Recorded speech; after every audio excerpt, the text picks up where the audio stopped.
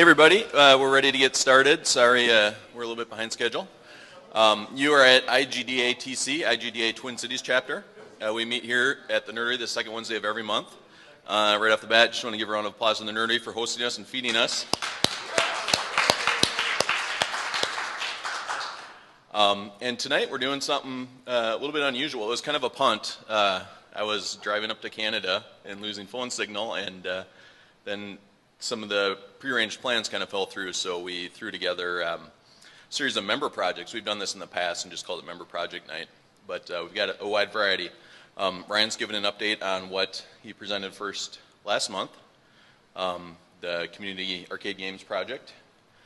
And Zach's got more traditional post-mortem, Zach Johnson. There you are.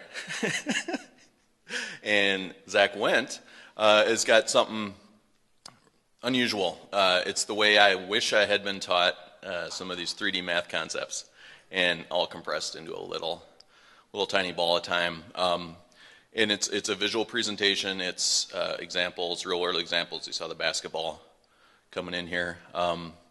And if you had any trouble with kind of formal learning of some of these concepts, maybe it'll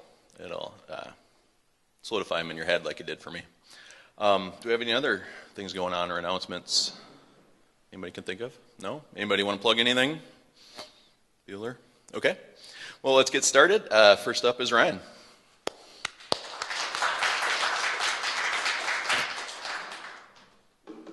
Hey, everybody.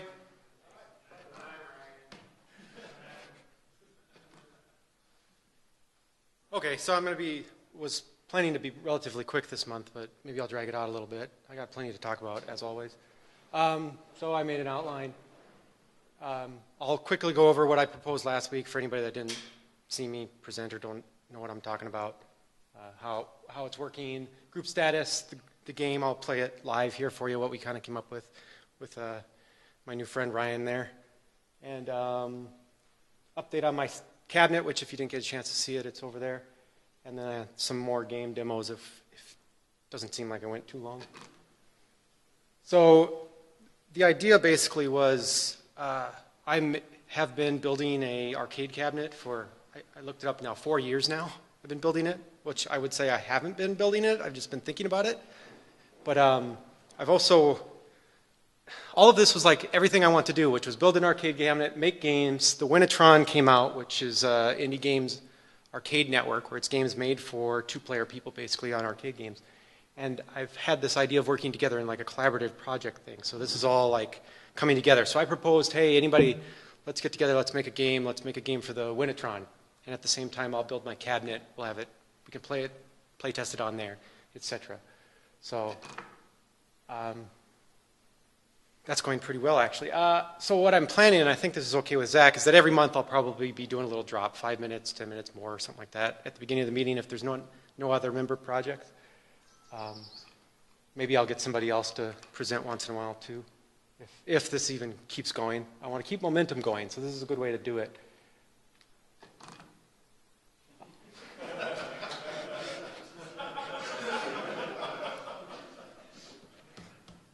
All right.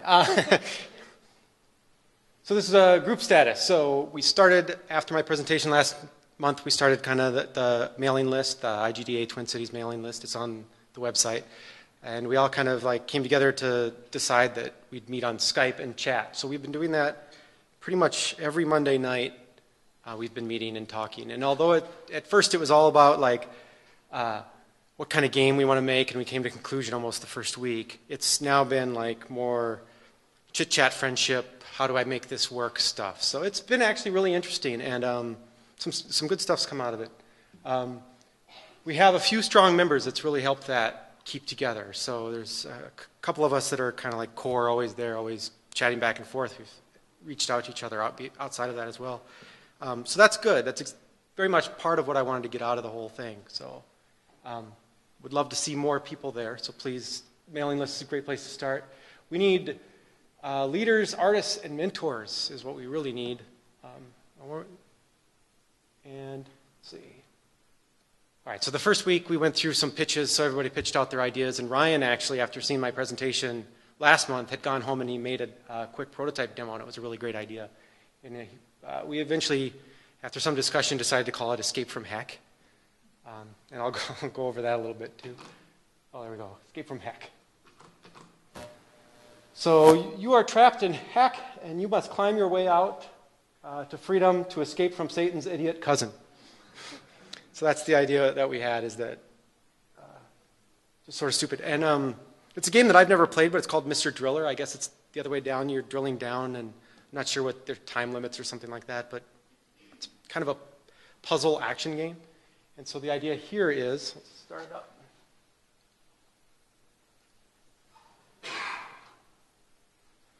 So the idea here is that you're actually climbing.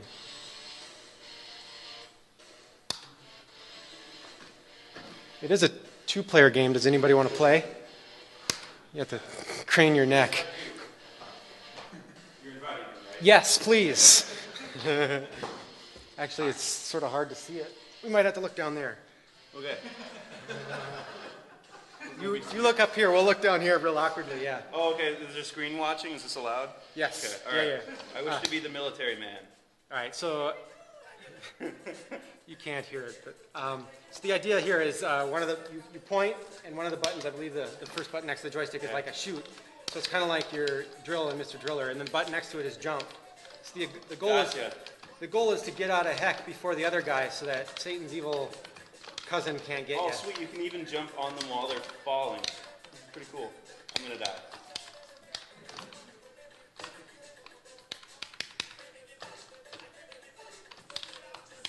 Whoa.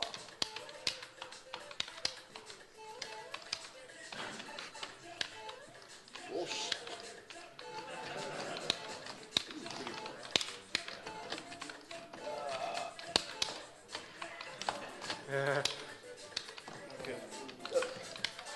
All right, we got to get to the end, just because the end is kind of funny. Okay. So I assume that you need to get to, like, the top?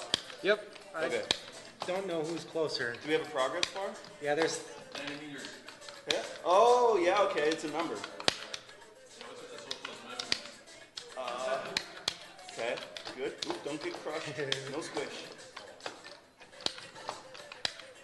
We make it look easy, don't we? Ow! I got blowed up. Okay, now where am I?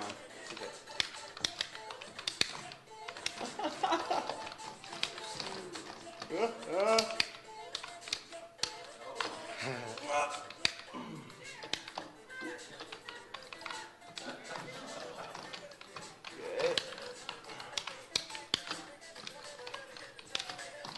Oh, progress. Here we go. I see the top. No! I want to see the top. Okay,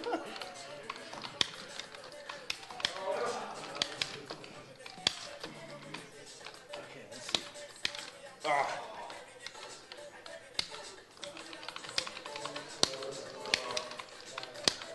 Oh, I can't get up there. Here we go.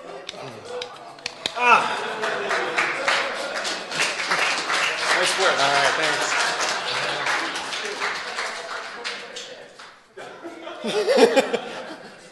All right. All right, that was a little longer than I expected it to be. That's just horrible at playing that. Just to stipulate, it's still in that prototype stage. So it's really important to play test this. This is one of the first times we've actually had it together, playing it on this, and pointing out some of the good things about it, the bad things about it. And one of the real good things about it is that interaction you can have between somebody else right there, playing in the same world. I'm really excited about that. So we have all sorts of ideas on things to expand with that, power-ups. It needs to go a little bit faster, more interaction between the two players in some way. We're working on it. Okay, so just go over building a little bit quick. So I've been building the wood project. It interests me a lot, but I won't go into a lot of details. But I wanted to show this because it's important. You have to have a good wood turret defense system when you're building your arcade cabinets.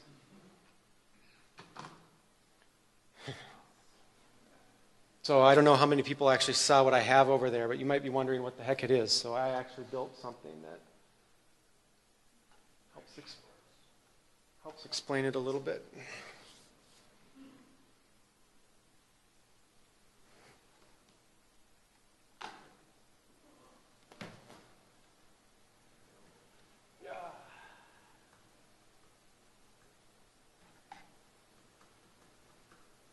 one of these windows.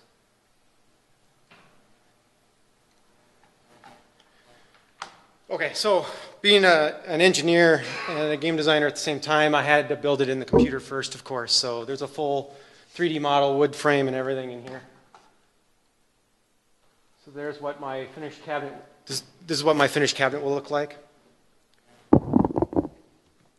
This is just a quick way that I built this to help me visualize like ideas for painting it or something like that. So working with some friends that are a little bit more artistic than me, but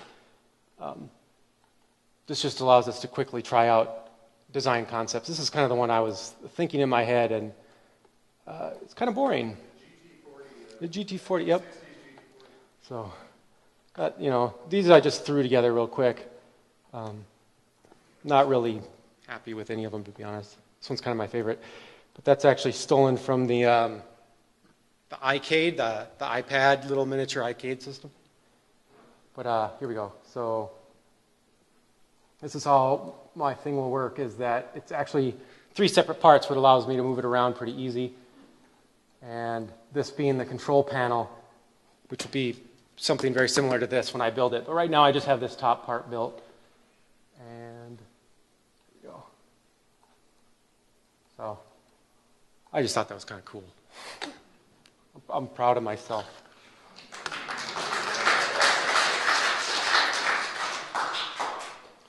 So Zach actually had asked me how long it took me to build the wood, and I told him I think it was around 20 hours just for that top part. But I guaranteed him that I spent more time in front of my computer designing it than I did actually putting nails in or wood.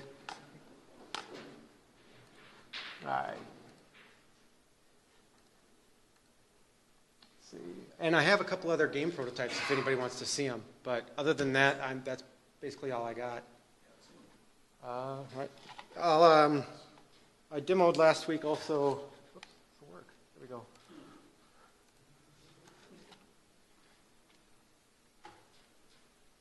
So last month I demoed this thing called Hyperspin, which is a front-end system, which allows you to you can plug in all sorts of emulators and stuff you want on there. And I just made a quick one that links to PC games. So here we go. Yeah, well, let's do it. If it'll actually, the projector will allow it to work. Can you see it? There you go. So literally, games that work well with this sort of control system are very easy to incorporate into something like this. So I won't actually play that, but.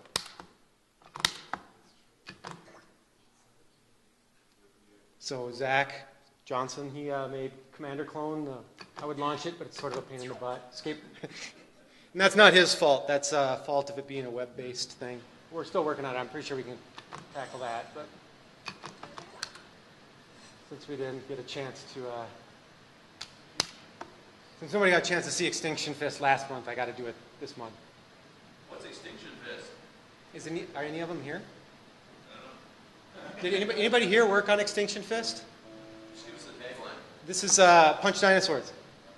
No, the tagline. In order to save the future, you have to destroy the past. Is that the tagline? Yeah. So, I don't know. It's a previous community project. They had this idea. You're actually Chuck Norris with powered-up fists. And there are dinosaurs you can punch. And it's very likely that we might come back to this or that group of people to put it on here, but it's kind of a potentially a large game to get into for the arcade system. All right.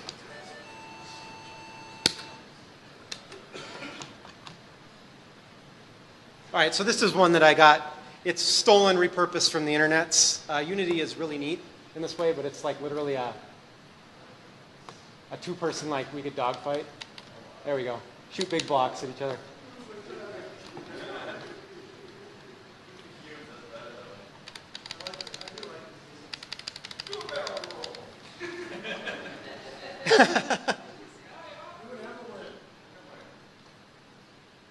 And I will say one of the interesting things about grabbing somebody else's code off the internet and thinking, oh, it'll be easy, I'll just take it and I'll make it 2-player. And then you realize that they didn't code it very well, and everything's static and shared, so one airplane does everything the other one does, and you can't help it. It's pretty neat. So,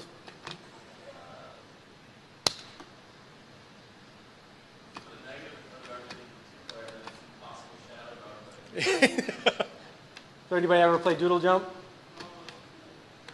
What if you had a jetpack?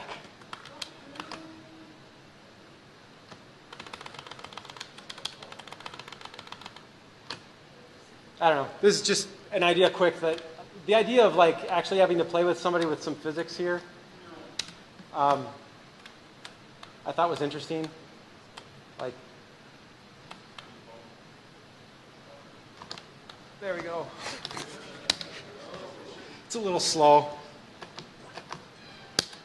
And then one more, and then I'll be done.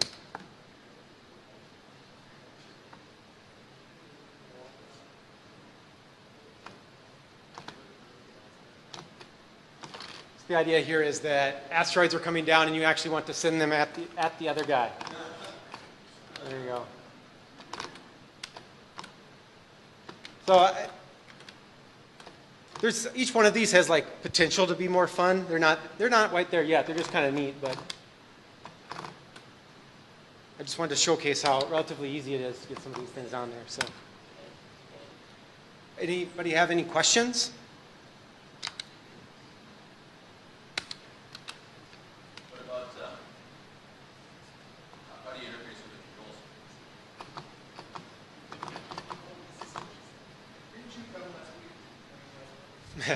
All right, so I'm using a thing that's called an IPAC 2.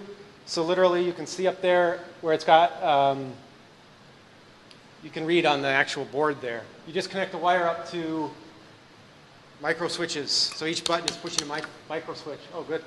And literally it's keyboard inputs. Yes.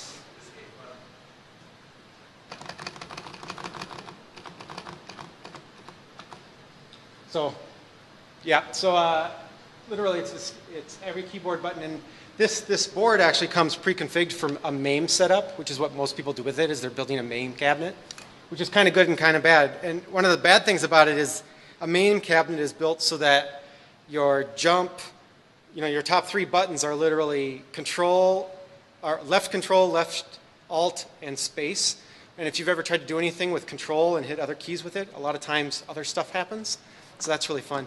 But you can get around it. So one interesting thing, for instance, is that like the PC games, right? So braid, obviously, jumping in braid is not left control.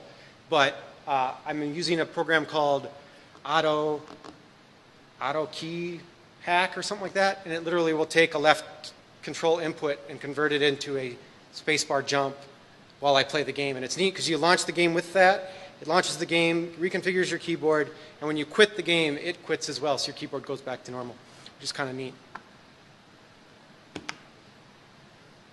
Any other questions? So what's the interface what's the other end of the interface? It's The wires go in. What comes out of that port? a USB key. Okay, it is USB. Yeah, it's USB, right? It's acting literally like it's a keyboard. You could build a big old button keyboard out of this stuff if you wanted to. Yeah. What made you select USB Instead instead of PS2? of, well, this board actually will come with PS2 as alternative if you want. Yeah, that's the. You can get them from like who was the guy that made LED LEDs? You can get a few things that do PS2. But like there are arguments on the internet for that. Right. What? Most of the stuff I've looked into with regards to all this hardware, because I did do a lot of research in this stuff, and it did slow me down quite a bit, was that I was actually trying to build a 4-person MAME cabinet, which is 4 control stations, which means a lot of buttons are being pressed at the same time at any time, and that's hard. That's hard. 2-player is so much easier that it just came down to I can do it, drop that board in, USB it because I have a laptop, and PS2 isn't really an option for me there. So, but it literally is PS2 out. It just. That's a good point about the laptop. I didn't consider that because most people have a set-top box, but you might want to be able to take it over to a friend's house to get some feedback. Yeah. Yeah, the laptop's been real nice because I bought it specifically for this because of its outputs. So it does HDMI. My main intent was to get a large television to throw inside the cabinet or a large monitor. So I wanted HDMI out, right? All right. So is it this one have USB or you have to do the converter for this one you have installed? Like the picture you have a converter. Yeah, it's a convert. If you look at the website, that's just their interface. They're just using that interface to be to the USB. I don't think it will work as PS2, but yeah, it's just a converter between there for USB. I imagine that's because it's the board they have prefabbed or something like that, so they just use it as a connector. But I don't know for sure. But there are a lot of options out there. This is just one of the easiest and nicest to work with. So they have a 4-player variety one that's much bigger. Anybody else? All right, thanks a lot, guys.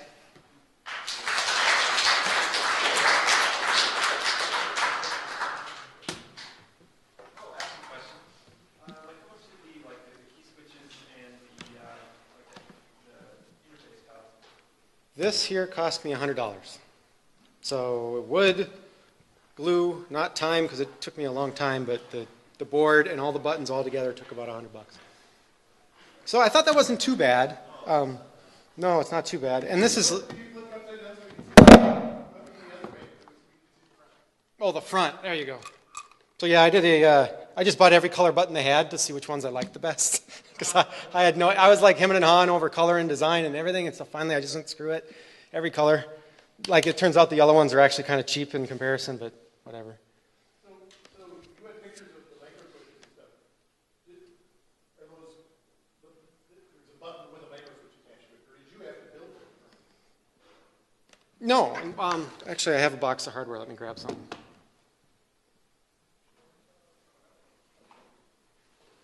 Everybody stare at this small little thing in my hand. So this literally is what one of the buttons look like. Okay. And then the micro switch, again, really small. Part of the button. But literally it's this small thing there. So this big button literally pushes a different small button. And then you just hook up, the wiring is amazingly simple, it's just ground. So you get the whole thing all in one. It isn't like you put it together, you put it together. No. This is surprisingly easy. This is, yeah, wiring it is easy, the button works very well. Yeah, I did. In fact, I had a couple problems and I just switched out one of the micro switches last night and it worked out pretty fine. Yes? What kind of joystick is it? This joystick, I think it's called a super joystick, in that it does 4-way or 8-way, because it's got this little piece of hardware on it that just, okay, so 4-way means that you can only go up, down, left, right, and 8-way means that it's pushing 2 micro switches at once if you're going at an angle. So yeah, so you can get 8 directions. So that's left and up at the same time, for instance. So yeah, I have it in the 8-way configuration. Some joysticks that in hardware only let you go 4 directions, like you can't do it. You can't push it to diagonal. There is an amazing amount of variety in the hardware you can get. Yes, there's like you can buy just the Tron joystick if you want. There's one game that you can play with it, but you can buy that piece of hardware. I don't know if there's any specific ones that only let you do that, but I imagine that there are. You can get a restrictor plate. Oh yeah, I bet you could do that. So when you put a trackball? My original design did have a trackball in it, but the trackballs are really expensive, and it came to the conclusion that I can just mouse it.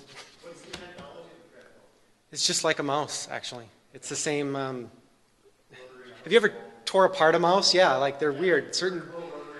Yeah, the rotary. Some of them have little chips chopped out of them. It's sort of like almost primitive when you look at it. What they're doing, you think that they're a lot more advanced than they are. But. You know why it costs so much for the big one, the arcade version? Did you look at that one? Oh, the trackballs? Yeah. No, I don't know. I have no idea. But they're about $100. Yeah. Desktop ones, they were cheap. They only make 500 Nah. There is also a surprising variety of those trackballs as well, but the one that you don't want to go super cheap, and they end up with lights. You could get them that glow orange if you want, etc. It's just a mouse interface to your PC, yeah. It's just, I mean, that's the way that they sell those things. I don't know. That's probably, you know, specialty. It's just signals, right? You just got to interpret the output you get out of it. You just got to know what to do with that.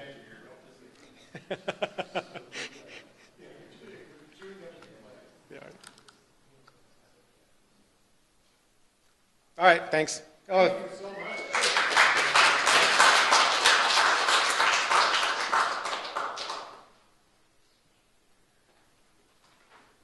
Okay, we're going to get started. My name is Zach, as I said, and my presentation is visual explanation of 3D math. It's kind of the way I wish I had learned it in college. The stuff I learned in books, I could ape it and write the programs, and they would run, and then they wouldn't run. And I wouldn't know how to kind of pull it apart and figure out what the problem was. I'd just randomly start trying things, Googling. Sound familiar? Anybody? So this is what eventually I went out and searched for and kind of what worked for me. So if you've ever had problems, maybe it might work for you too. I'm curious how many people have had some type of 3D or higher level math, let's say trig, geometry, like linear algebra from a book or school? And does anybody kind of end up in the same boat as me when they had to look at a matrix, or, you know, why do you translate the camera in a negative way? That doesn't make any sense, that kind of stuff. No, just me? Few? Okay, good. Honest folks, that's good. And also, this is participation, and you will be graded, so you got to pay attention. So we're going to start with coordinate systems, and I'm going to go through this kind of quick. Back to basics. A one-dimensional coordinate system. Does anybody know what that might be? Anyone? A line. Okay. Yep. There we go. That was probably most of our first exposures to that kind of thing, the number line that they taped to your desk in school. This guy is at a pretty high-end school. He's got a sweater, a collared shirt, his hair's combed. He's going places, or he's going to get beat up at lunch, one of the two. Where do you put the 0? Which way is positive? Why? So everybody all at once point towards the positive direction if you got your number line right in front of you. Which way? To the right, right? And why? Because the other way would be crazy. It'd be insane. I wonder if people that read right to left, if they would choose kind of going the other way by default. 0 was usually in the middle. No reason, arbitrary. 2D coordinate system. This is easy for folks. Does anybody know the fancy name? No. Cartesian, correct. And this is a guy's name, obviously. This is a guy that lived in the 1600s. Nobody thought of this before then? Right. Convention is y is up and x is right. Always, because we just said it'd be crazy for anything else. Y is up and, except computer screens, TVs, all this stuff we use. And I thought this was just kind of awesome when I went to, I said, well, why is that? And I went poking around on the internet and found a little bit of history, and I'll just show you this really quick because it absolutely blew my mind. Hey, internet's working on my phone. So the Y is cathode ray tube, scans left to right, top to bottom. If you actually slow it down with a high-speed camera, you can watch it happen. And left to right, that's the obvious convention. Top to bottom, not quite so obvious. But totally has nothing to do with this. But what absolutely blew my mind is what preceded the CRT was basically a mechanical television. This is a German guy, Nipkow. I'm probably pronouncing it wrong, but he has this spiral here. I'm not sure if it's showing up. Yeah. You can see that the dots are at different depths in the spiral, and then you'd spin it real fast. You shine a light through it, and you put a photosensor on the other side. And then far away, miles away, you've got another disc spinning at the same speed, and electrical signal triggers a light behind it. Do the persistence of vision on your retina. You can see more than just one speck. You spin it fast enough, you see the whole image. And people build these. They need to spin pretty fast, and they're pretty low res. But this is one of the nicest ones I found.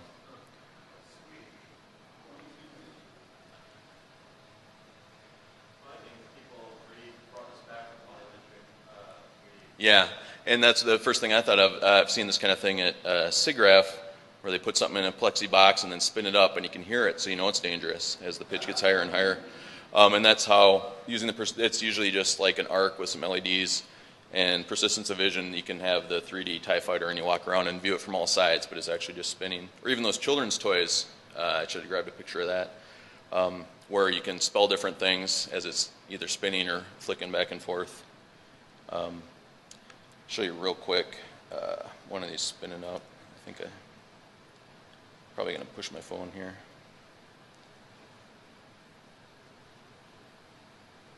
I'm not seeing the one. Yeah, it might be this one actually. So what spins fast? This guy took a CD, glued it to the CD-ROM motor, and drilled holes in it. That spins pretty fast. It's pretty dangerous too. And he put color LEDs behind it. And this is a more reasonable resolution than I've seen in the past. Is that showing up okay? Kinda. Let's jump ahead here. Oh, there, I just broke the phone. Yeah, so in this case it's a, oh, I get it. Joke at the presenter's expense.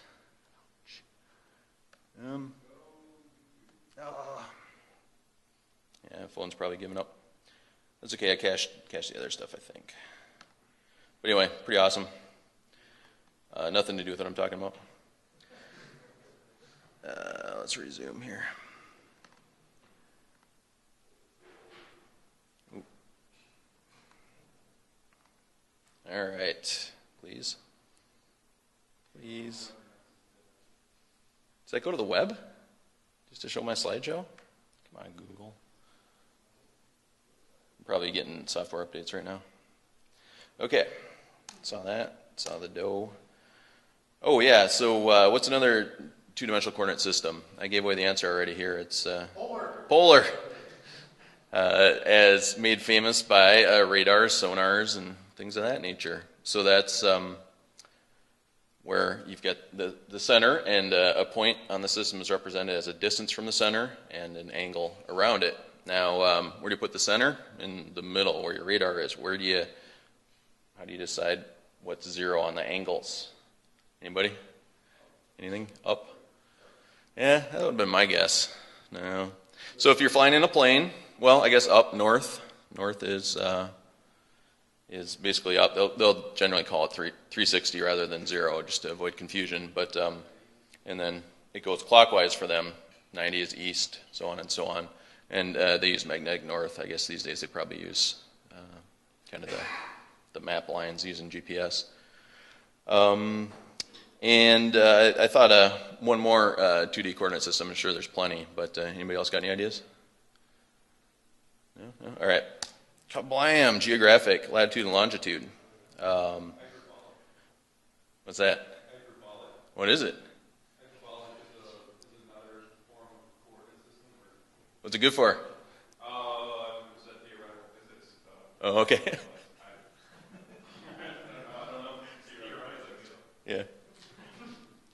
So this, we're all familiar with this.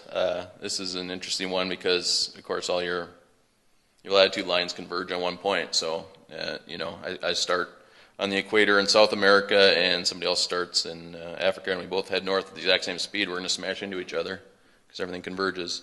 And kind of the inverse for the polar coordinate system, everything comes together at zero distance. And mapping 2D or a 3D surface like the Earth onto a 2D, or even a 3D surface like the airspace above your airport onto a 2D display is called a projection. And you've done that if you've done texture mapping and so on. The map people, cartographers, don't talk in math speak, and if you want to learn about projections, that's a good place to start. All right, I don't have this one cached. And when I come back, yeah, that figures. Never learn. And another thing about coordinate systems that's nice to be able to do is to translate between them. This is a project I did almost 10 years ago now, but it's just a cool visual trick. this is a bunch of polar coordinate systems on the same screen, and I'll run it for you here in a second, but it's probably hard to see. Not too bad. I'm tracing this line here that's kind of a C shape.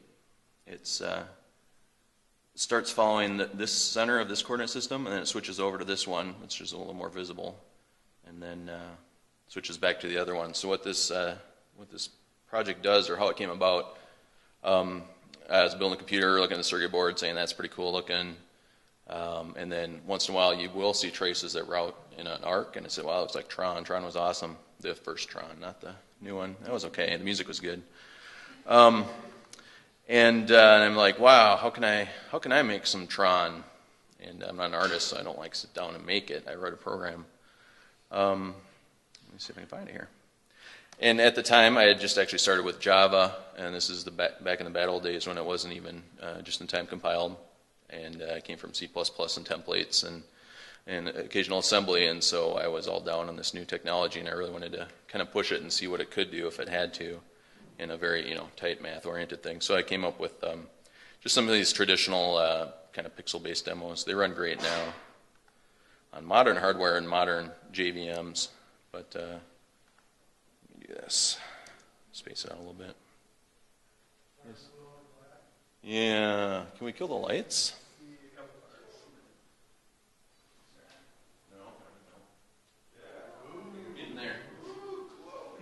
Yeah, I could have picked better colors for a projector, couldn't I? So you can watch it a little bit. You're missing out a few of the colors. I don't know if I can actually do anything at this point. This is a 10-year-old jar on somebody else's server. What it's doing is basically it's drawing an arc looking for a pixel collision right before it happens, picks a different center and tries to head in that direction, and just keeps going and going until the whole screen's full. This makes the best wallpapers in the world because they actually wrap around the edges, so everything's tileable. And you can do all kinds of different variations. This is a little tighter weave. It's like a shirt or something. This one actually allows collisions and just kind of looks like a sketch. So this is actually fairly simple in code. I should have probably brought that, but just the idea of switching between these different polar coordinate systems. Not much of it actually ended up looking like Tron, except maybe the first example I showed. And this is just kind of traditional per pixel kind of demos. I think that might be it. Oh, does anybody recognize this? Yeah, it's similar. The internet kids, they're all old now, called it plasma, and it's really just taking a couple of sines or cosines and throwing some non-divisible, multiplication on top of it, so that they kind of create interference patterns. The Moiré effect's kind of it's a sampling artifact that if I let me run something a little faster. This is showing the limitations of the CPU in my netbook here. I'll run just a lower res version. That should go a little quicker. Oops.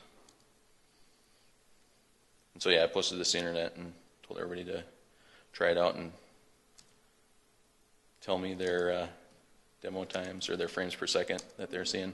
So this is just, you can see what this is. This is very well anti-aliased. It's using just sine and cosine and then zooming out. And you will see the Moiré effects here as it reaches the resolution of the projector. And that's good for hypnotizing people too. You can flip a whole wall with that. There they go. So yeah, it's kind of the traditional thing. All right, enough of that. Kill that off, please. I'm going to attempt to get back into my presentation. So really, why does that go to the internet? What's going on there? Yeah, okay. I like the cloud. 3D coordinate systems. There are a bunch of different kinds, of course, just like there were before. We're going to kind of stick to, this is supposed to be kind of intuitive, help you kind of grasp what's going on. So we're going to stick to the one that everybody's kind of familiar with, the Cartesian coordinates, x, y, and now z for depth. Of course, nothing's ever that simple. There's left-handed and right-handed. And once it slides off the screen, you'll have trouble remembering this. Here's what you got to do. You pretend you're European and start with your thumb as x. And then either hand, you can do either hand. And then y, and then z. Everything's 90 degrees apart. So you're kind of like holding a gun and then whatever that is. And so if you're using your right hand, you got the right-handed coordinate system. If you're using left hand, you got left-handed coordinate system. The problem is you got to start with your thumb and put it on x and go x, y, z. If you start with any other finger in x, you can use either hand to make either system. And you got to use your thumb. You got to be like a German counting.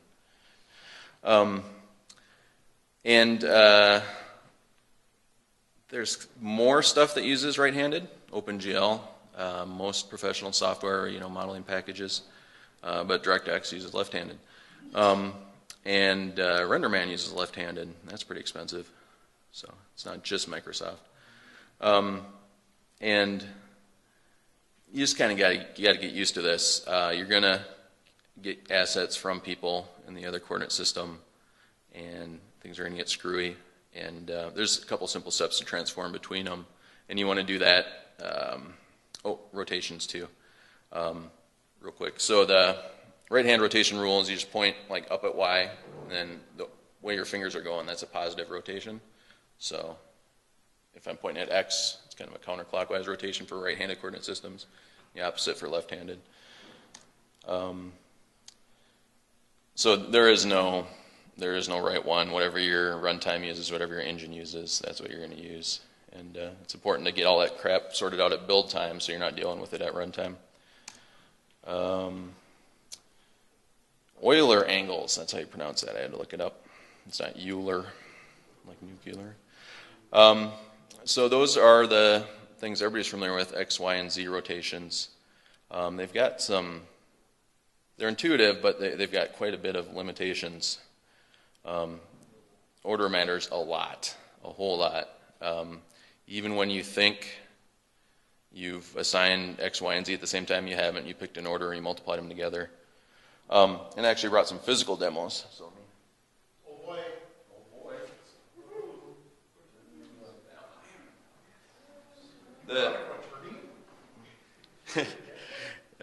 We're trying to be intuitive. The great thing about... Huh? Oh, yeah, is it still glowing?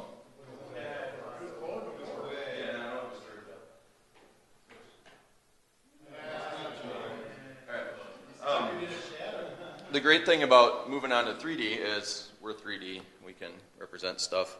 You don't have right-handed problems in 2D coordinate systems because hands don't fit in 2D. I guess you theoretically could, but this is a basketball, and I've labeled X and Y for you. I need to rotate it, so I'm going to grab a chair.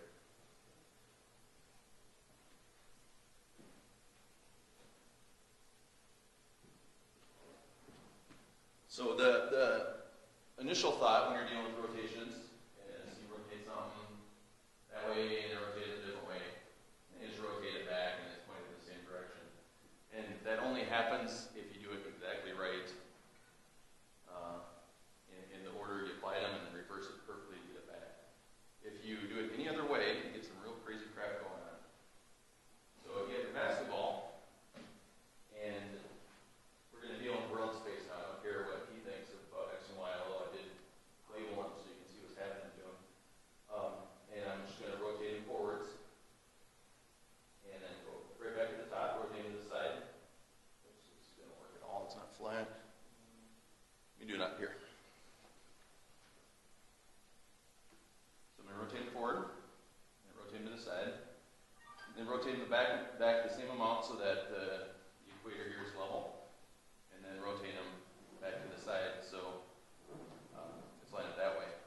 And there's a little bit of a rotation going on, and it could have been due to bad handling and so on. So I'll rotate it a little farther and try it again. So about 45 degrees. Right back to the top. 45 degrees.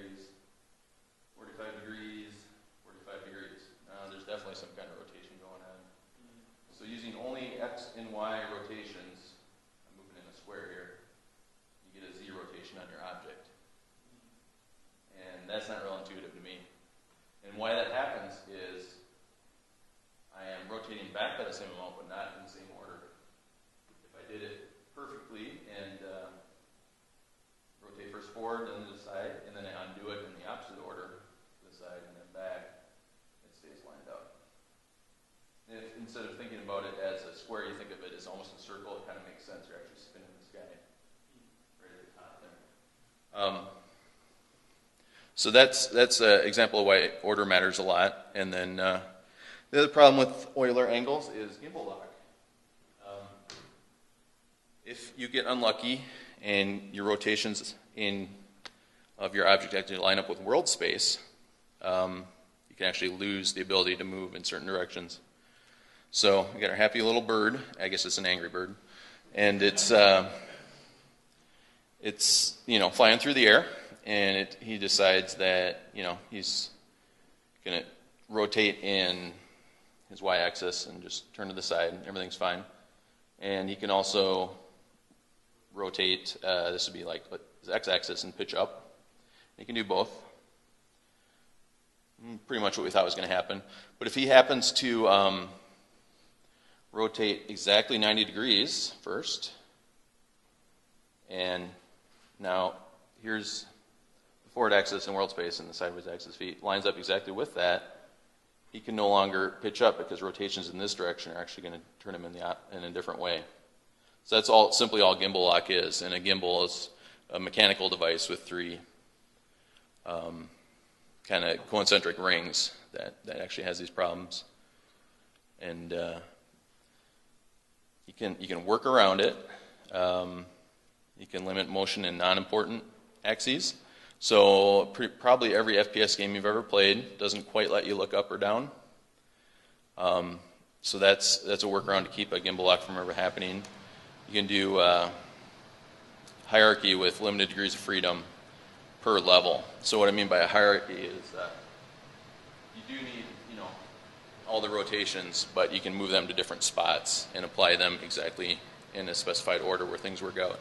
So if you look at your arm, this is well known to animators. You can kind of think of your wrist as a ball joint, and you buy the toys at the store. They actually will put a ball joint there, but it's not. It's basically an up and down and very little side-to-side movement. And then when you actually do a twist, it's the two bones in your arms kind of crossing over each other. So a normal arm rig is going to actually have a joint here where it doesn't belong, right in the center of the arm. It's only allowed to do the twist. And that has the nice free effect of making your skin kind of deform the way it would, moving across the bones. This guy's only up and down, the primary movement, and then very limited movement side to side. That's going to keep everything doing as you expect. The other, I didn't write it down, but the other problem that happens with Euler angles is interpolations can get really screwy. You've got a perfect pose here, you've got a perfect pose there, and in between it does 13 backflips and ends up at the end pose. Whoops, that went off the screen. And if you absolutely need them, there's quaternions. Those are not intuitive. Dang it.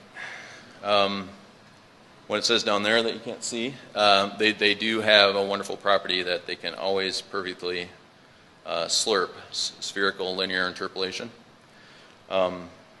So the interpolation problem absolutely goes away. The idea of the order is not a problem because quaternion is based on a certain orientation of a vector is the value you're dealing with. There is no way to visualize that I know of a quaternion. I even attended a course at SIGGRAPH that said it was going to teach me how to, where I learned the basketball trick, but from there it got a lot worse, a lot more theoretical. And the last thing I was going to cover, vectors are pretty basic and pretty intuitive. I think most everybody's comfortable with them. It's a direction and a length, or a force if you're dealing with physics, and you can add them together pretty easily.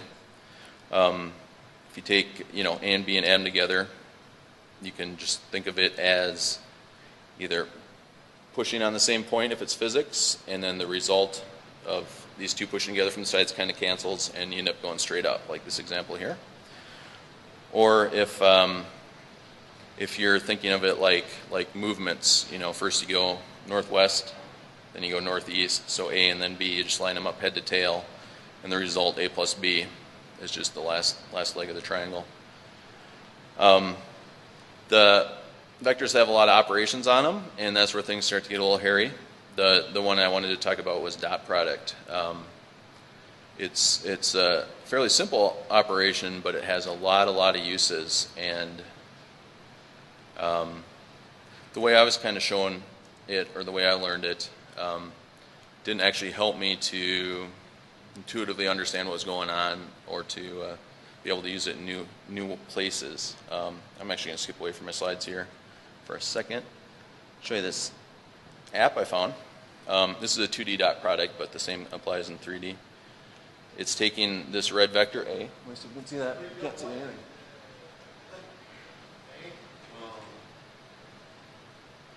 Okay, I think you'll be able to see it when I rotate it a little bit here. And National Tire's got a sale going on, if you didn't know. So you take a red vector, A, and you do the dot product against the blue vector, which they're calling B. The best way I've ever seen this described is the output is a single scalar value, and it's the projection of A onto B, and that's what they're showing with this line here to get the answer, which is the yellow portion. So if both of your vectors are the same length, I'll try to make them approximately the same length.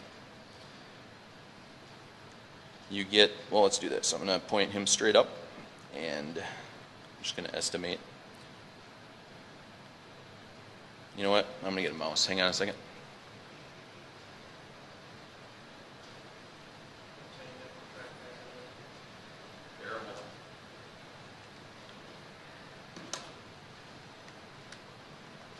Sort of looks like Tron too.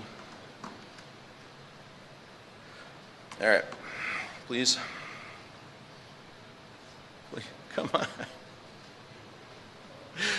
I used this an hour ago. It's got what? Oh, Vim. Yes. Yes, you do. All right. So someone explained to me why this happens. It depends what USB port you use, if you have the driver or not. How's that work?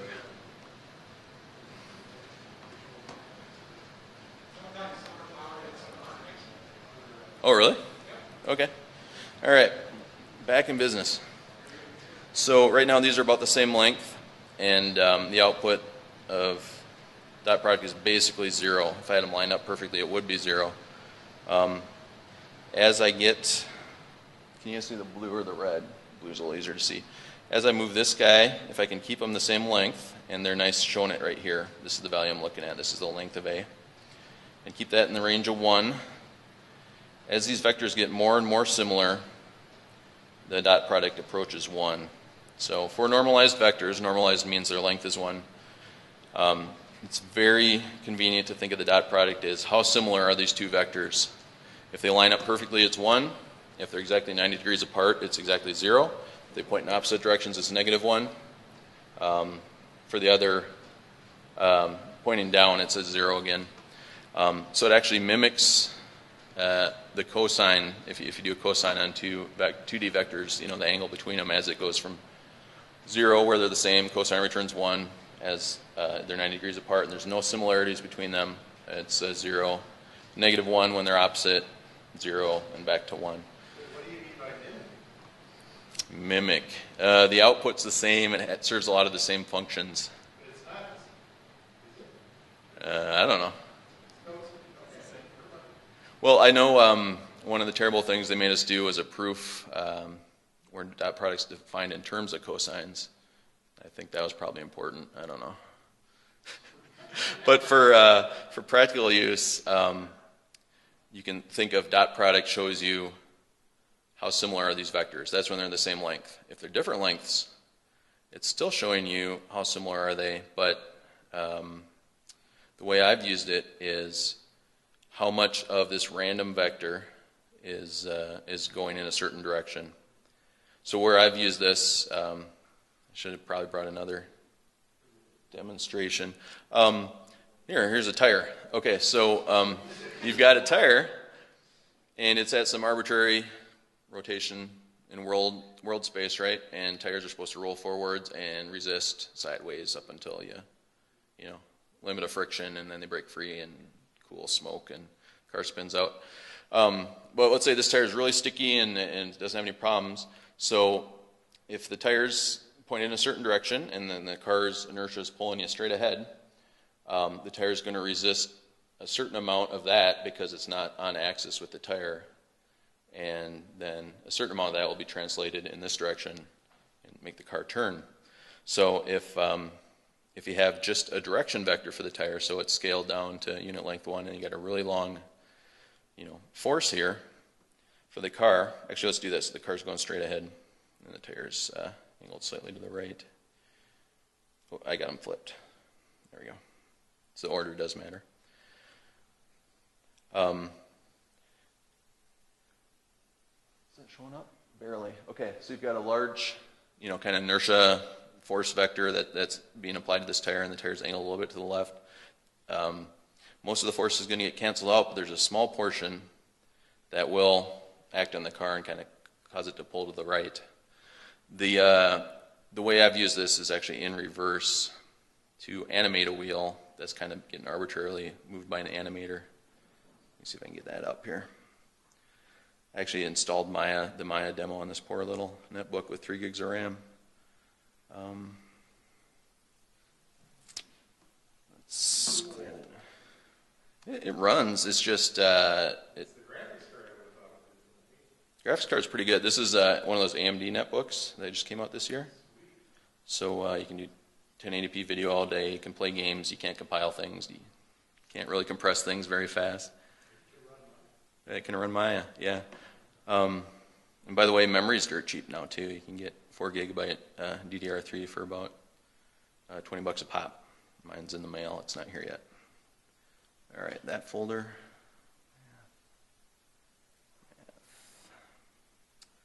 I'm going to take a stab at this one. See what that looks like. All right. Nope, too much. Oh, this is tough with these modern mice without the middle click. Please work. There we go. So this is the opposite problem. This is some animators grab this character and is just going buck nutty with it. You need the wheel to turn because the odds of him getting that right, him or her getting that right, are slim, and it's tedious and it's no fun, and they don't want to do that anyway.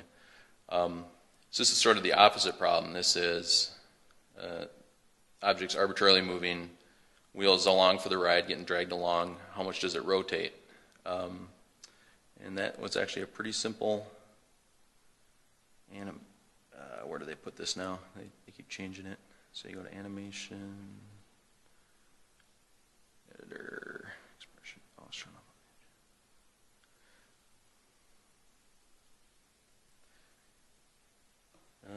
And I know I can make this a little bigger. Let's see. So control. Yep. That's no good. Hang on. Get that out of there.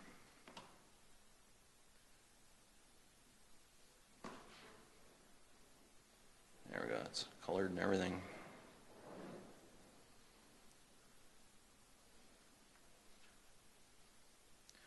Okay. So this is a little bit of the opposite problem. I kind of explained it in here. We get the direction the little horse cart box thing is heading in by just looking at a couple of locators attached to a surface. That's kind of an artifact of the fact it's in Maya, but really we're just coming up with a forward vector facing out the front of the vehicle.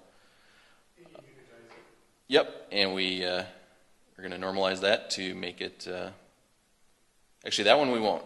The direction is one that we want to do. We get the position of the wheel, and then we look up where it was in the last frame because we just want the vector between where I was, a fraction of a second ago, where I am now. That's how much I've moved. And some portion of that movement, and actually we're right, we are going to normalize the forward vector for the vehicle. Some portion of the movement of the wheel, it could be a tiny amount, it could be a huge amount because we're going really, really fast. It's going to be lined up with the same direction as the front of the vehicle. So if I, back to my, oh come on, like this guy. If I drag him sideways, oops, I just pulled his wheel off. If I drag him sideways, no portion of that movement lines up with the wheel, so the wheel shouldn't rotate. If I drag him forward, 100%, it should rotate. If I drag him, how do we do this? We control click. There we go. If I drag him around the ground in kind of both axes, only the forward portion should kind of translate into forward motion. And to my eye, that actually looks like it's doing a burnout. That's later on I added the artistic controls to go more than the required amount. So you had a nice slider for burnout, and you bring it back down to 0, and it's perfect sync with the ground. Vehicles kind of go straight ahead, so that's why it doesn't look too intuitive. It's actually handy that I ripped that off, because you can see it now. So when you rotate, oh, it's not rigged up. Bummer. Should grab the next one. When you rotate, it's not related to how much the vehicle is moving forward, it's how much the wheels are moving, because the vehicle is actually pivoting on its center. So you never look at how much the vehicle is moving, you look at the bottom of the tire touching the ground, how much is that moving. Mm-hmm. Yep.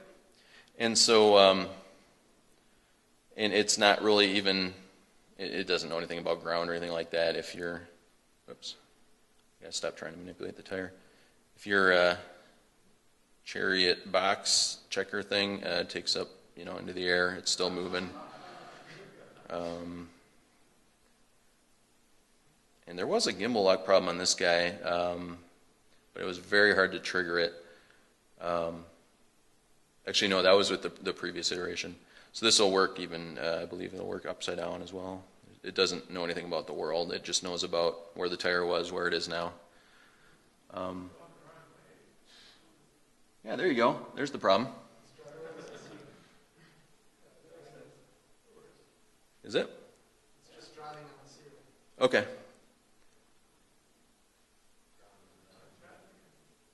Yeah, if you picture the ceiling there, it's rotating against the ceiling. Yeah. So if the ceiling's passing by in this direction, it's turning with the ceiling. So I think it's right.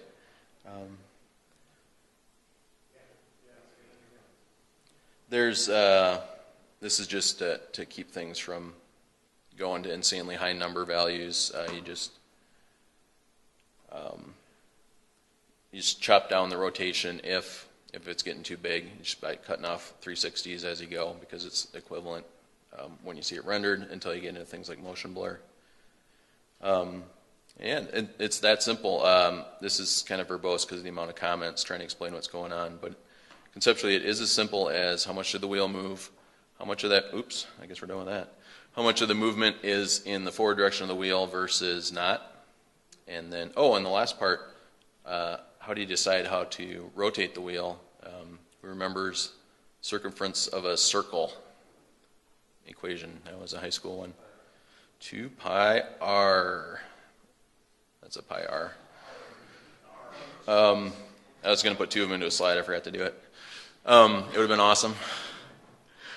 2 pi r. So the other thing in terms of units, left-hand and right-hand and all that garbage you got to learn is what your runtime library, your engine uses for rotations, if it uses degrees or radians. And then just stick to it. Just stick to it. The reason radians exist, and I didn't know this until actually I did this project with the wheel, is because how many radians are in a circle? 2 pi, 6.28 something something. So it makes the math actually very easy. When my wheel is rotated by this much, and if it's just a nice radius wheel of 1, you know exactly what portion along the radius you moved by just reversing the math. I should have actually wrote this out as an equation. Reversing the math and then feeding it back through the arc cosine to get the rotation that you need out of it. So that's why radians exist. It's for circles. And if you're not dealing with circles, they're just this silly number. The other good reason they exist is they are smaller, so they add up slower when you get a whole bunch of rotations winding something up. You don't get into the thousands and millions quite as quick when you're going by 6 instead of 360. Does anybody have any questions real quick, or anything that I explained poorly that you want to see one more time? The other thing I was kind of curious about too is if anybody else had any other tricks, like dot product recipes is one. The one thing people are usually taught first is it's a way to calculate lighting on a polygon, if it's front facing or back facing relative to your light or your camera. You just take the vector out of the camera and then the normal out of the polygon and just dot product them together and look if it's a 1 or a 0 or a -1 or anything like that. The tire is an obvious one. The one I had in my slide deck here was gravity. Let's pop that up real quick. Yep. When this is a high school physics one that wasn't necessarily real intuitive to me either, but gravity pulls you straight down. Some object resists, but it always resists in the direction normal to its face. So if this is actually the line rider guy here. If this is flat, it's going to push out relative to that, and you add these two vectors together, and obviously the vertical component's going to get canceled out to a certain amount, and the normal force is going to keep you from falling through the ground, and the remaining vector just kind of has you sliding down the hill. And they actually drew friction on here too, which resists the direction of motion. So there you'd be dotting the normal against the gravity vector or any forces that are going on to see how much of the force is going straight into the ground and that you need to resist or cancel out. That's all the examples I had, but does anybody have any, did that help, or did it get kind of too hairy at the end there? Yeah, good. Okay, if there's no questions, we'll just take one more slightly longer break while we attempt to get some networking going for Zach, and meet you back here in about 10 minutes.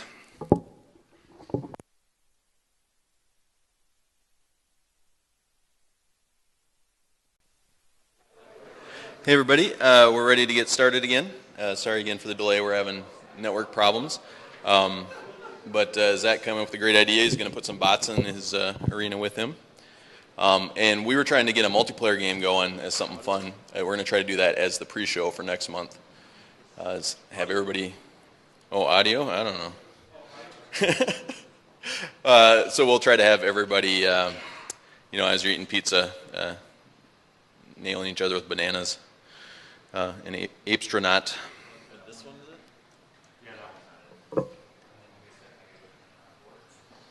I have my volume way down. Do you want me to leave it there?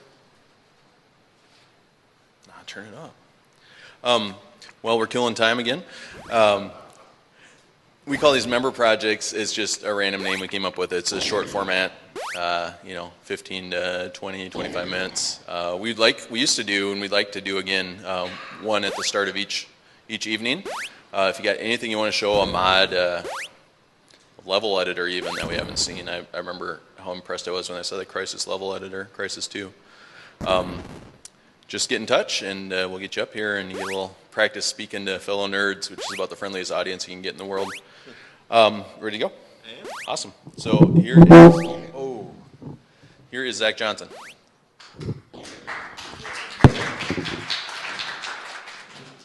Hey, so this game that's behind me, just a disclaimer, was built in 48 hours. There's this competition this August and the August before. It's called the Node Knockout, and it's a competition to build something with Node.js in 48 hours. And Node.js is a server-side back-end JavaScript technology. So the back of house for this game is running in JavaScript and Node. And then the front of house is also JavaScript. So basically the idea for the game is if you ever played like gorillas.bash, it's old like DOS QBasic game where you have two gorillas and you throw bananas at each other, or like Scorched Earth or Worms. It's that kind of idea where you have weapons and you set an angle and a power for your weapon and you shoot it at the other person. In 48 hours we didn't get to destroyable terrain, but we're going to add that, and we didn't do multiple kinds of weapons, but we'll do that. So right now it's just one kind of exploding banana and there's no destroyable terrain. I'm this Zach gorilla here. You move around the planet, and then there's a bot. That number 2 guy's a bot, and then Banana Catcher just sits there catching bananas. And so you can move around the planet, and then I can fire. So I can set an angle and fire. And then there's like gravitational physics that pull the bananas around the planet in orbit. So you can like pretty much fire all the way around, hit yourself in the back of the head if you are not careful. And so I don't know. We're pretty pleased with how it turned out with just 48 hours of programming. It was 3 of us, and we did get some sleep.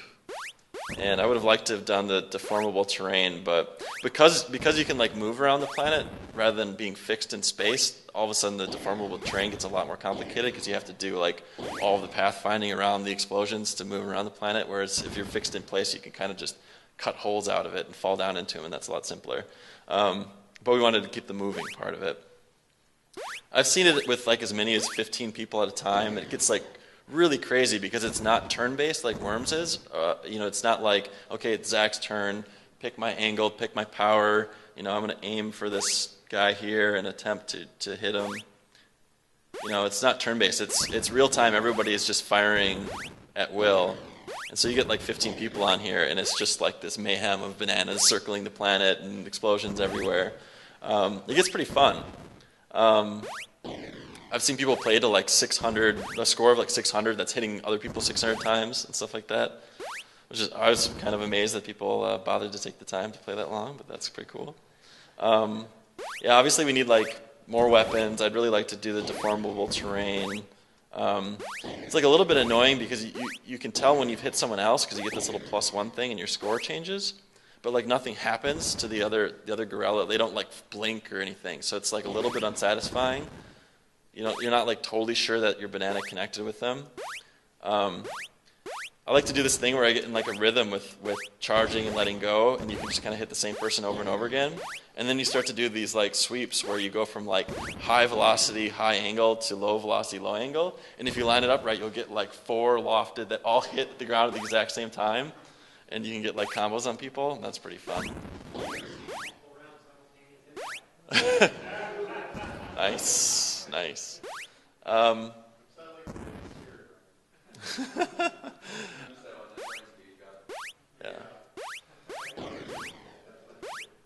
So I got this running locally. I would have really liked to have done this on the network, and we could have all jumped on. It's pretty fun to play with other people in real time. You kind of get into it, get into a rhythm with shooting.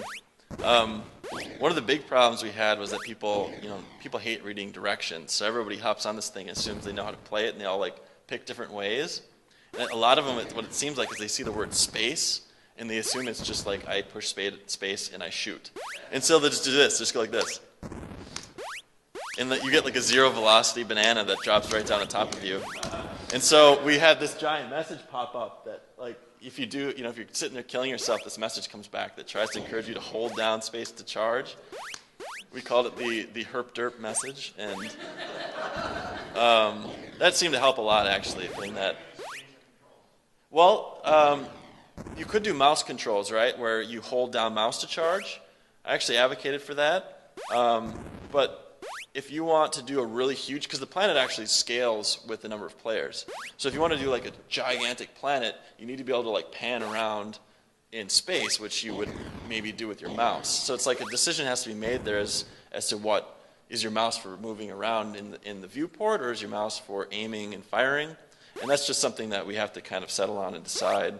I don't mind like moving and firing with my keyboard and aiming with my mouse, but sometimes I kind of even catch myself now trying to hold down my mouse button to charge up to fire. It does seem kind of natural, but I'm not really sure what we'll do then about panning around in the viewport. I was just playing another game, like a Scorched Earth with Tanks game, earlier today, and they had that problem where it's like you had a really long, it wasn't circular like this, it was a really long linear like tank landscape, and your mouse aimed and charged to fire, but it also moved around the viewport, so you had to be like hovering over your tank in order to tell it that I don't want to move around my viewport, I want to like be charging up my tank, and that was really awkward. So I have to think about like what the best way to kind of to solve that problem. So like if I'm way over here, it's really high velocity. If I'm in tight here, it's lower velocity. That'd be worth trying. I like that idea.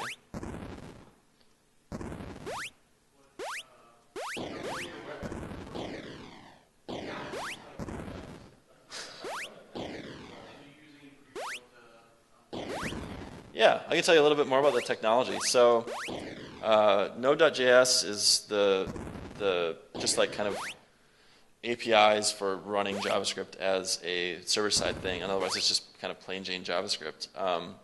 We used this thing called socket.io to do the real-time network communication, because there's WebSockets in the browser, so you don't have to like pipe things through sockets in Flash. You don't have to do like a Java applet. JavaScript can just open a socket and connect to a server. So we're doing WebSockets, and there's this library called socket.io that does that, but also kind of just backwards compatible stuff. It'll do like long polling and these kind of older tricks for older browsers, so you can still do the real-time thing. Front of house, we didn't really use any libraries. It's really pretty simple. The gorillas are actually like are DOM nodes, and the bananas are also DOM nodes, and they're being translated with 2D translation matrices, so they're hardware accelerated. The front end's pretty simple.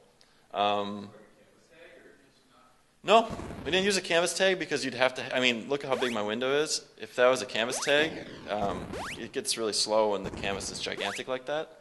So we're animating DOM nodes, like each banana is like a div, and it performs way better to do that actually in this case when you have a giant animated surface like that. As long as you don't use like top left, if you're familiar with doing web design, don't use top left to move things. You have to use translate, because translate's hardware accelerated, whereas the top left is not. It's just two different ways of positioning things in the browser. It's like two different Cartesian coordinate systems.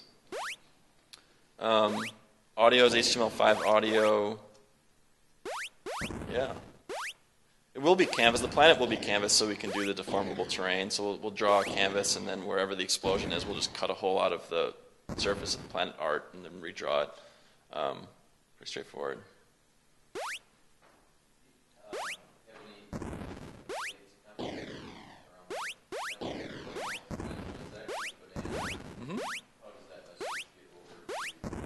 Yep. So okay. So that's a good question. The server's simulating the world at 30 frames a second. The clients are simulating the world at 30 frames a second. You just pick 30 kind of arbitrarily. I think it would be fine at 60. Everything is kind of, the server's acting as the master. The clients really don't have very many permissions. So like the client says to the server, I want to shoot a banana. This is the angle and velocity. The server already knows where you are and who you are, so it has a trusted data model, and it says, okay, this person wants to shoot at this speed in this direction. Those are within limits of fairness, and then it tells all the other players, all the other clients, it says this banana is now in the system. Because there gets to be so many bananas, we're not having the server constantly updating all the clients as to the position of the banana. We're just saying, hey, client, simulate this banana. It would, there's definitely would be some latency and things would get out of sync. Although because you move around the planet really slowly, in this case, it's not like a machine gun where having that really tight networking is really going to matter. It's not going to be like, oh, that bullet went through me, but I'm dead anyway. Here you don't really notice it. The server is the one that's going to tell you whether you really died or not based on its simulation. We are having it send corrections for the movement around the planet. So like, as I move my gorilla, the server's sending corrections to all the clients to say this is where this person really should be based on, my time. And then if your time is off, you adjust to try and, average the two out. Including yourself who initiated it. Yeah. Do you ever see jitter then when you have upstairs? I have, actually. If the network gets really slow, you'll start to see some like weird effects where you kind of like do a weird like sideways slide thing where your like guy stopped, but all of a sudden like bounces a couple frames over still because like the server thought you stopped, or like but your client didn't, or vice versa. Yeah.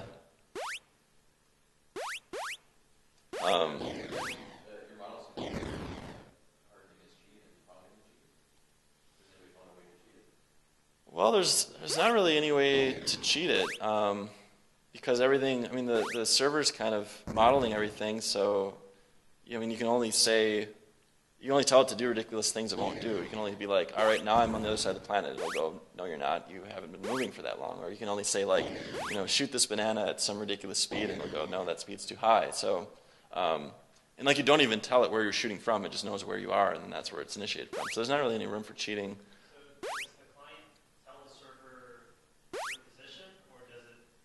No. Actually, the client's only sending inputs. The client's never sending positions to the server. It's only sending inputs. So the client's saying, the left movement or the counterclockwise movement is down, or the fire button has been pressed, or whatever, and then the server starts simulating based on that information. It tells the clients to start simulating too, and then it sometimes, depending on what action it is, will send corrections to the client so that things can stay more in sync.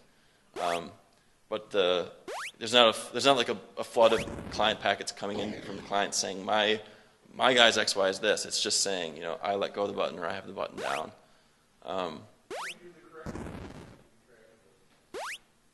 Well, I guess we took this kind of a naive approach where the clients just trust the server. So if your client gets ahead or behind, you're getting updates from the server. The server's saying this is where everybody should be officially. This is the official model. This is where everybody should be.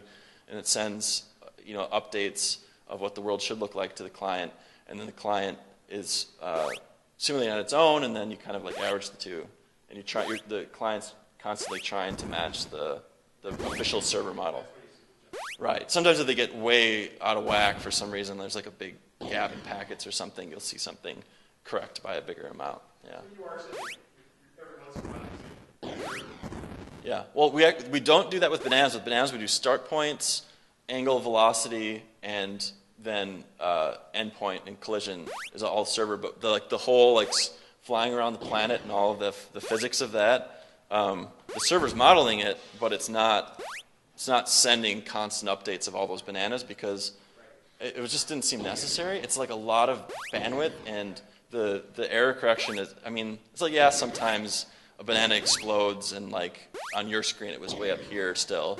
So you see a banana that hasn't hit the ground yet all of a sudden explode, and that's the side effect of it. But for the most part, especially with 10 players, you don't really notice that. The glitches are half second, worst, and it's just kind of lost to you in the mayhem, and it's a lot less network bandwidth to be pushing through. It's the player position, the guy position. Yeah, the guy positions, those are the ones that we make sure that the server says, here's where you actually are, and then the clients all correct everybody.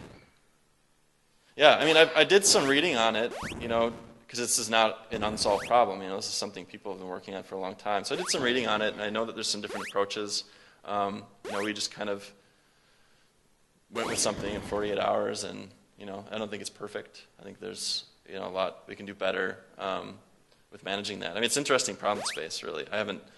And none of us had really done that much with having to keep a networked server model in sync before. And there's not, for JavaScript, there's not some sort of turnkey solution for that yet, because the real-time packet communication stuff is brand new to JavaScript. So it's I'm sure there's Flash libraries, and I know that there's entire engines you can get for a desktop app that have that kind of thing built into it. But yeah, in the JavaScript space, it's roll your own for a lot of this stuff. Yeah. It's TCP, although if you read the WebSocket spec, it seems to support UDP, but it's a brand new spec, so it's only partially implemented. And it's in socket.io, you can actually mark packets as being, I don't know what word they use. I think they use the word volatile, and those should be treated like a UDP packet, where it doesn't matter if they ever get delivered. But otherwise, it's TCP, where order is guaranteed, delivery is guaranteed, and it's it's a WebSocket protocol, so I can't from the browser say, I want to connect to your server on port 4000 and speak SQL. I can't do that. I have to connect to specifically a WebSocket server. And so your server has to talk that protocol. It's like a higher level protocol. And it's basically a security issue. It's to prevent JavaScript from having free range on the internet. One of your clients, when your gets backed up, and a bunch of messages come through at once, you set them all on move on for what you do with them. Because they'll arrive, in a bunch that's too fast. Mm-hmm. Yeah. Well, right now we just run them as we get them, and they arrive in order, so you don't have like weird things happening where things happening out of order. But you will, you could have this period where it seems like nothing's happening in your game, and all of a sudden it's like, and I mean, someone else can correct me, but it seems like the only way you can get around that is if the client's talking back to the server, and because if one client's getting behind, you either slow down the game for everybody, or that client has to find a way to catch up,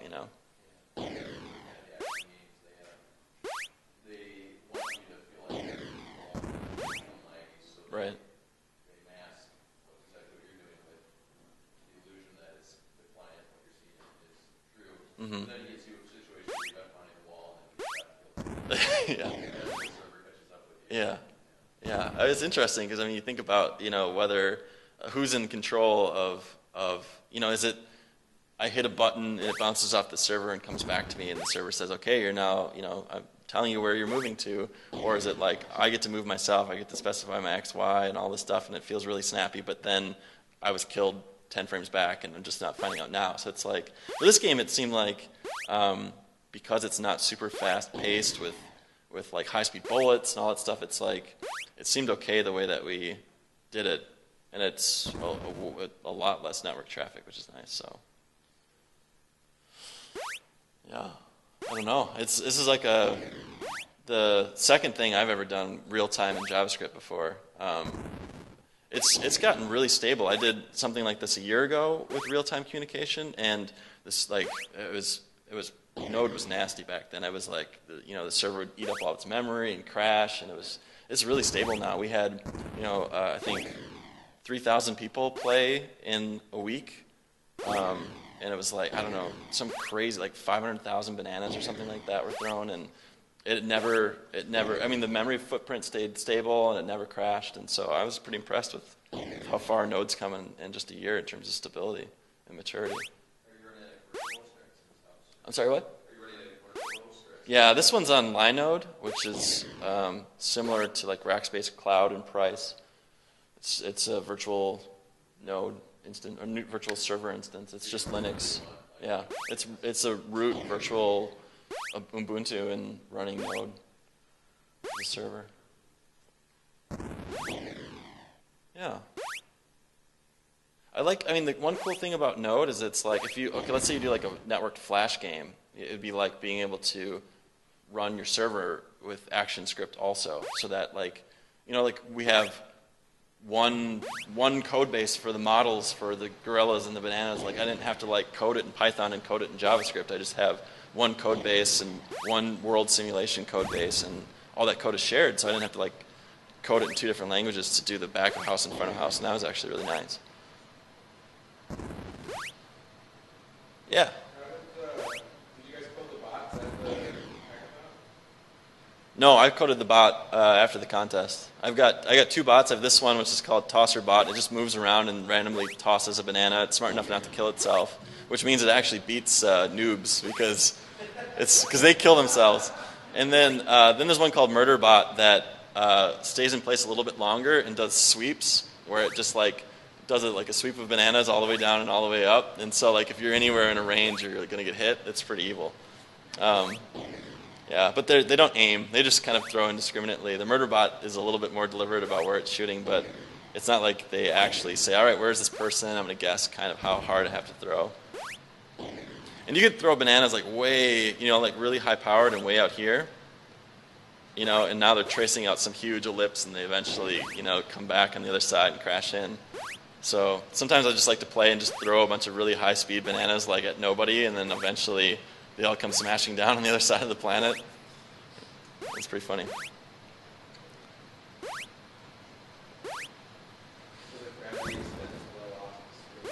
Yeah, I mean it's like just it's just Newtonian gravity. It's just the classic Newtonian gravity equation. You know, we just picked an arbitrary mass for the bananas and for the planet, and you know, it just kind of works itself out. It's not perfect. If you put something into orbit, which you can't do here, because if you think about it, as soon as it leaves your hand, it no longer has acceleration. So, you know, you can only get into ellipse that will come back and with no friction come back and hit you. The back of your head is like the best you could hope for. You have to either jump and throw, and then you could get in orbit just above your head, or if you had rocket bananas, they could do like a rocket does and accelerate out and then go into an ellipse in orbit.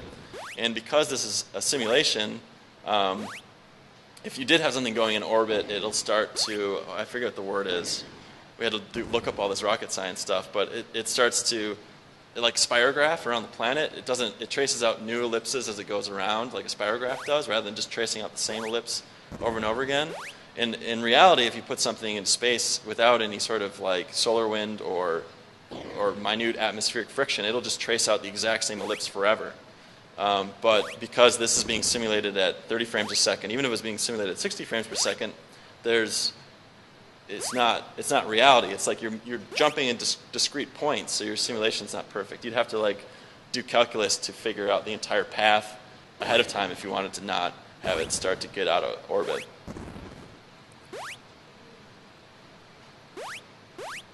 That was our running joke when we had 48 hours to do all this. As soon as somebody was like hung up on some of the math of the orbital stuff, we're like, "What? It's not rocket science. What's the big deal?" Yeah. Yeah, we're going to do deformable terrain, more weapons. We're going to fix some of the UI UX stuff, so figuring out, you know, how people want to shoot the weapon, making it more satisfying that you've actually hit somebody and you've damaged them. I think we'll probably do health, so that after like getting hit 5 times you die, or some sort of penalty. We talked about the longer of chains of success you had, maybe the bigger blast radius of your weapon or something like that to be rewarded for not getting hit. Yeah. I'm sorry, what?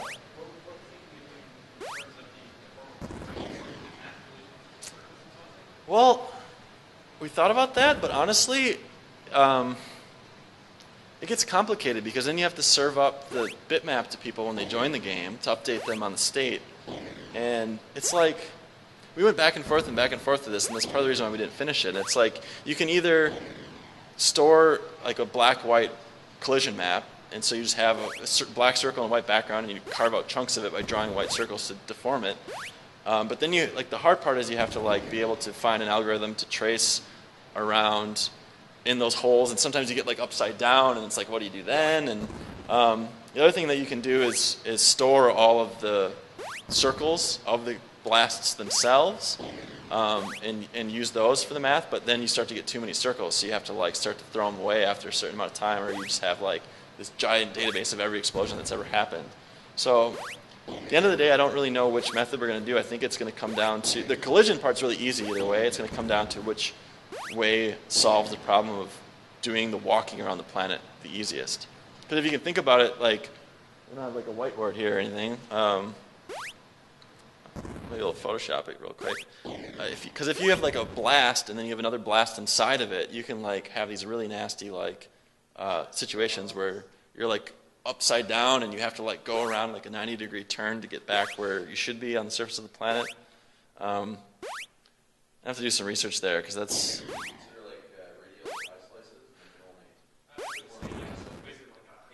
Yeah.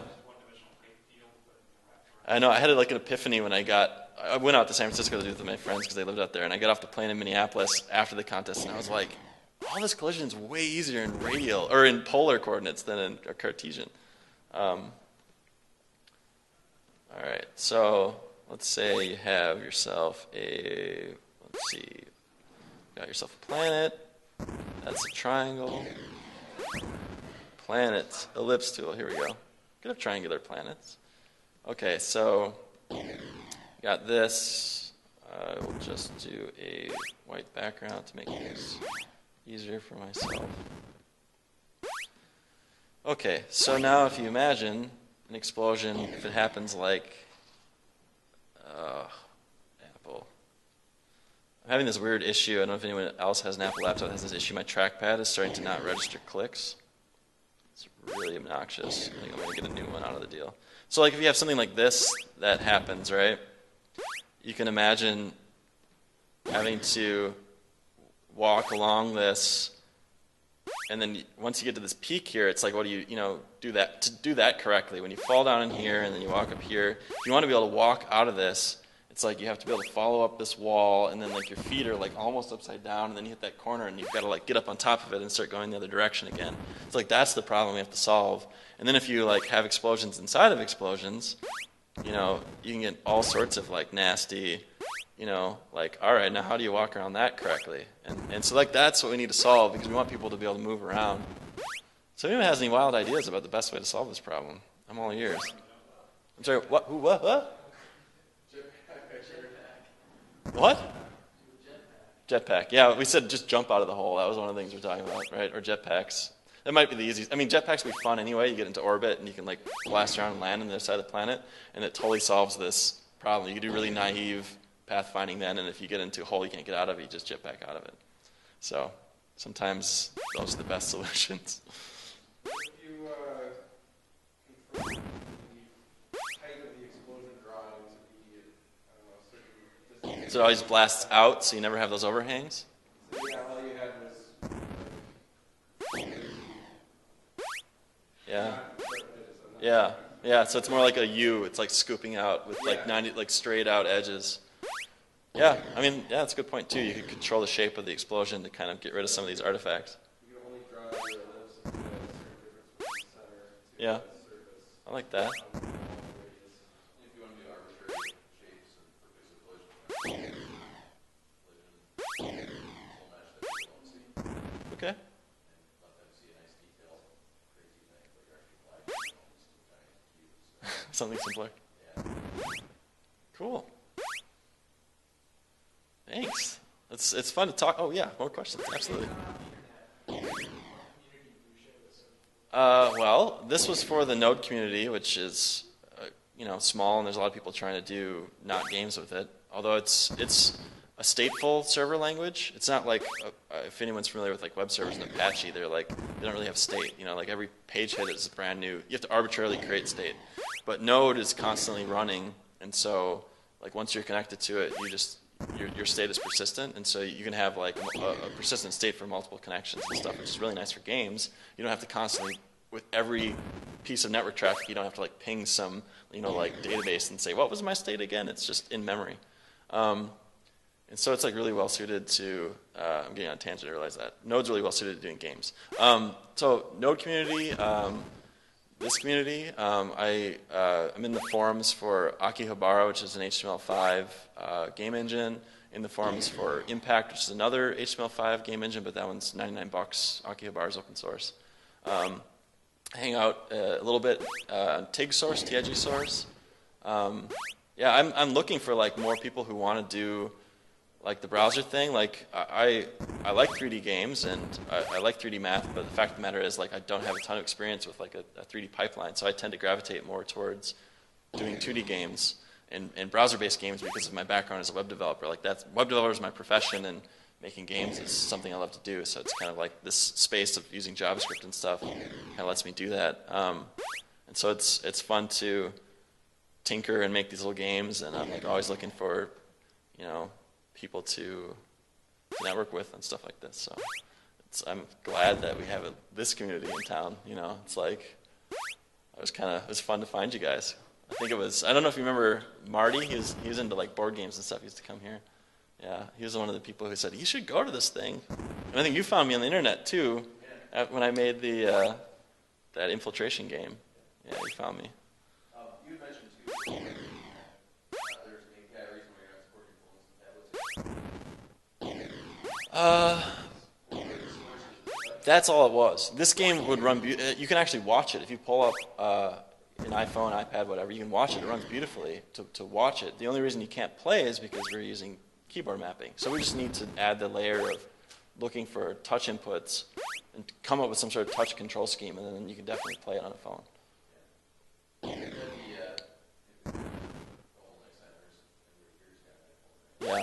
Yeah, we should make that a priority, getting the touch events. Yeah. Yeah, I'd love to do a big, huge game of this. It's really fun on like a huge monitor. If you get it on your like desktop monitor, you can stretch the game out really huge, and then you can see the bananas like coming in from their giant orbits, and you have this like little center crazy planet. And I think I mentioned this, but the planet grows and shrinks proportional to the number of players that are in it. So it's kind of fun. You get like more space and less space depending on. It's kind of trying to make the game fun based on how many players are connected to it or whatever. That's the other thing is with the whole deformable terrain, we have to figure out how to scale up and down the deformed planet, which is another kind of tricky issue we have to tackle.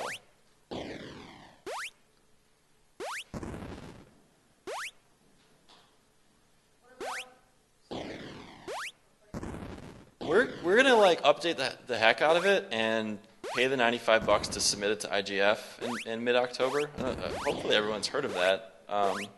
They have a deadline for their contest in mid-October every year, and then the other big one is like Indie Fest or something. That their deadline's the opposite. It's like March or April or something like that.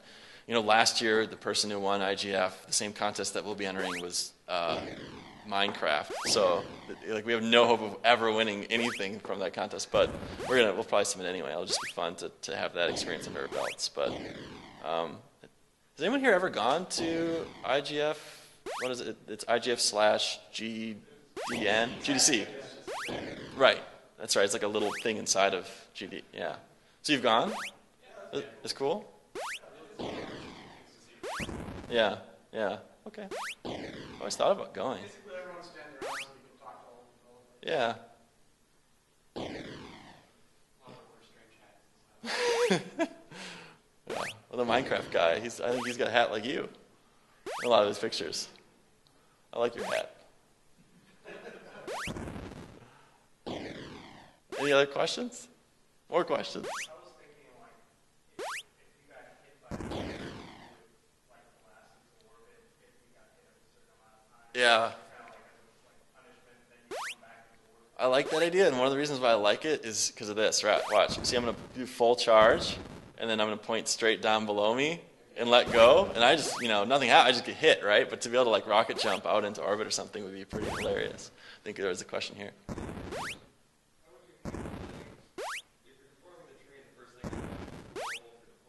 Mm-hmm.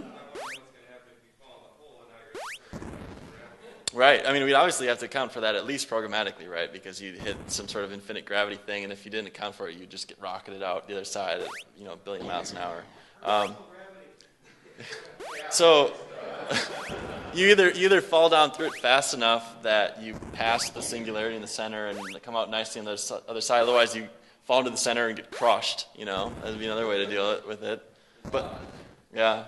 I mean, but you could potentially intentionally blast holes through chunks of the planet to shoot bananas at people that are otherwise like inaccessible, or come at them from the other end, or if you had uneven terrain like worms or gorillas, you could have to shoot over mountaintops and stuff like that. Adds more challenge. Because right now, I mean, it's just a nice smooth surface, so I'm always knowing where I'm shooting. I've gotten really good at like aiming, and people sign on while I'm playing, and then they lose about 40 points and then they leave. If we have like the messages are different, like depending on how long you play, the little log messages in the corner, they either say so and so rage quit, or they say so and so departed orbit or something like that. So like the people who play a little bit and quit right away, it says they rage quit in the bottom of the screen.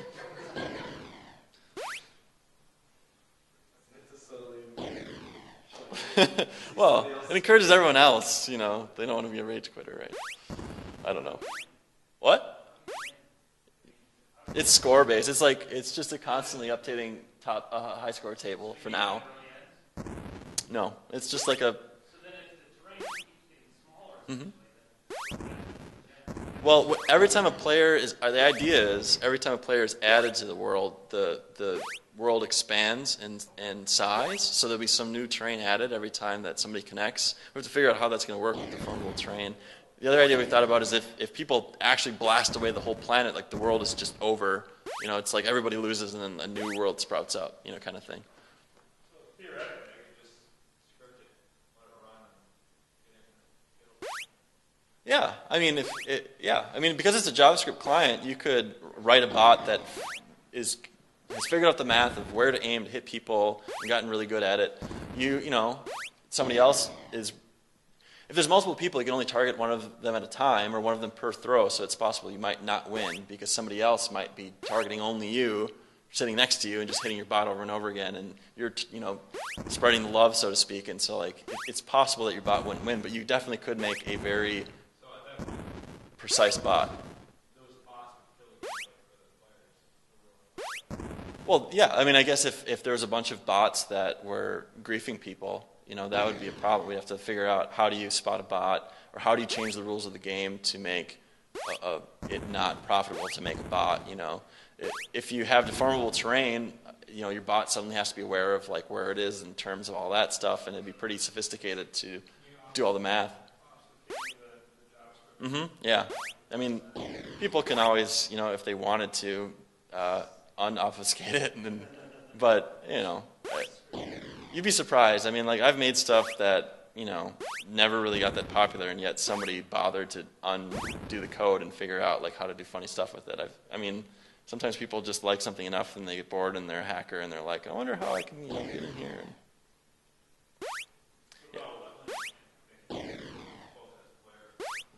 Oh, leveling? Well, we talked about having you like the size of your explosions grows and shrinks as like a skill you can earn, like how big your blast radius for your bananas is. We also talked about, you know, we could do multiple planets and stuff. You know, if you had two planetary bodies, then you have the play and the gravity between the two of them, and you could potentially rocket from one planet to the other, or, you know, throw bananas that go around one and come back and stuff like that. Just add some, take away from some of the monotony, I guess.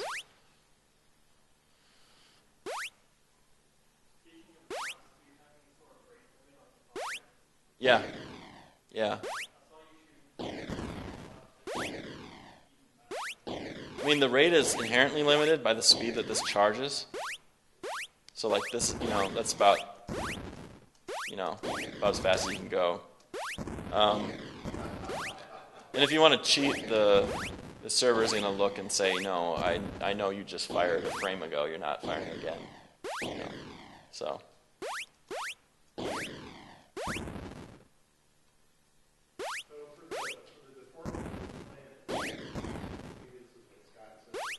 Yeah.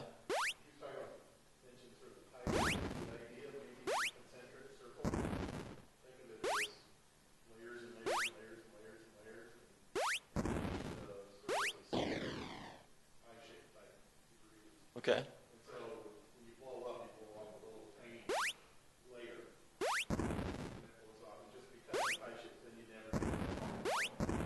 Oh, it's like,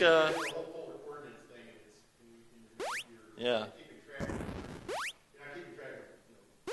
No, right. You just which blocks have been destroyed. Wedges, yeah. I'm picturing like Breakout and the what is it, Arkanov or whatever the other one, but in the circle, right?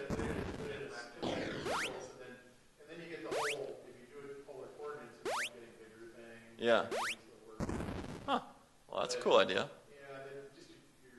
Yeah. Huh. Right, you don't get the like scoopy circles and stuff. You have these like wedges that come out. Yeah. Well, you might be able to like, as Zach was saying, you could have the reality of the collision work like that, but have the art, you know, kind of hide some of that by having some, you know, artifacting or a little rubble or something. You could kind of hide that.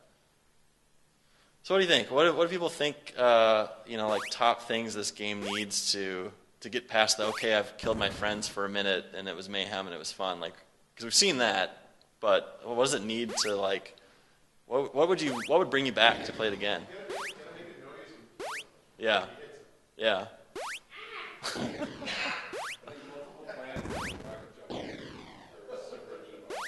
Okay. Yeah.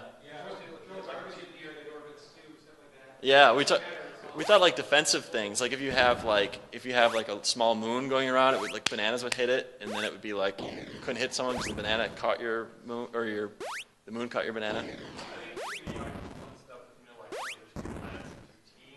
Yeah. Yeah. Oh yeah. Yeah. Mm-hmm.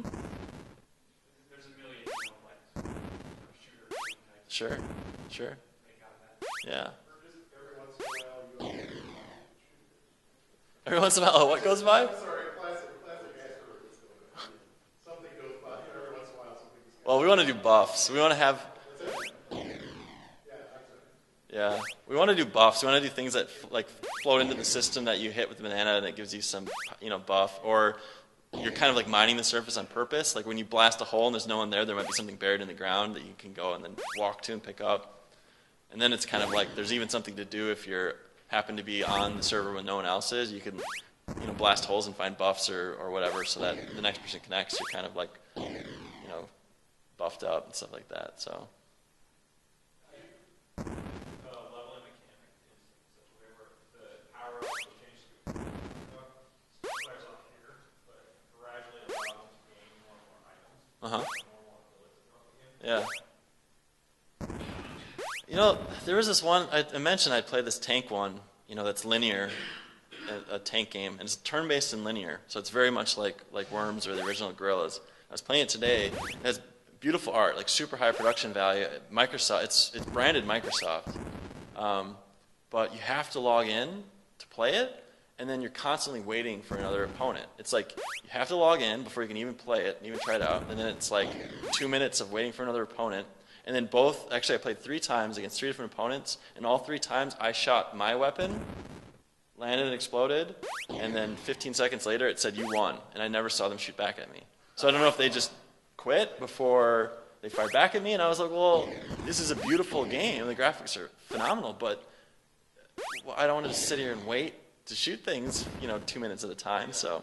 One thing you can solve is obviously have bots, I think. What's that? Obviously have bots. Yeah. I think it's a good idea. Yeah, then you're never alone when you're playing. Always forever alone. Instead of having one infinite game, Rooms, so you can play with friends. and say, oh, it's a 3-minute game. What? Oh yeah, like a time game? Yeah. Who can win in 2 minutes? Yeah, I like that. And obviously, off of that, you can do like leaderboards. Kill streaks. Yeah, for combos, kill streaks, because you could actually throw 2 bananas that land at the same time and kill 2 people. I've done it before. Not on purpose, but I've done it before.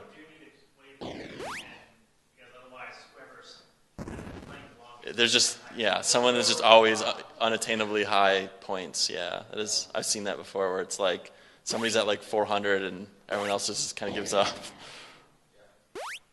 Yeah. Yeah. You win by ruining the game for everyone else.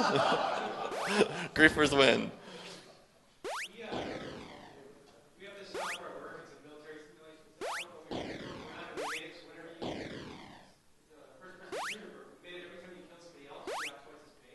Yeah. So actually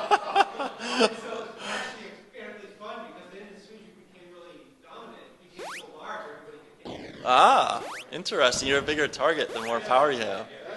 It's a good fairness thing. Yeah, you're a fatter gorilla. You're like a silverback. Yeah. That's interesting.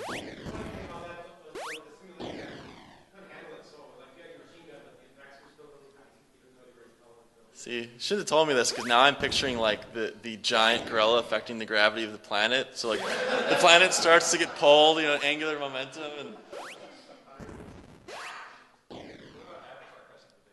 yeah, I thought like a different hat for your different space helmets or color, Yeah. Yeah. Do different apes. You could have orangutans and. Yeah. Yeah.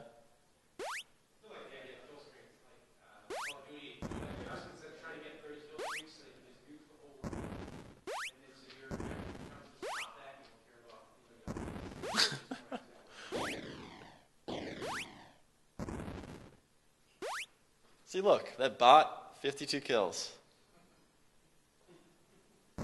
Awesome. Well, we talked about doing that. I mean, I think the server would be able to handle it, but it's way more collision, right? Because right now you have N bananas and, let's say, G gorillas, and you're just doing the collision of those. But if you're doing the collision between all the bananas and all the gorillas, it's obviously a lot more collisions. But I don't think that's a reason not to do it. I think it's doable. There's not like such a high rate of fire with bananas where it's going to be like colliding 1,000 of them. And plus, there's ways to manage. There's a bunch of ways to manage collision to make it more efficient. So, yeah.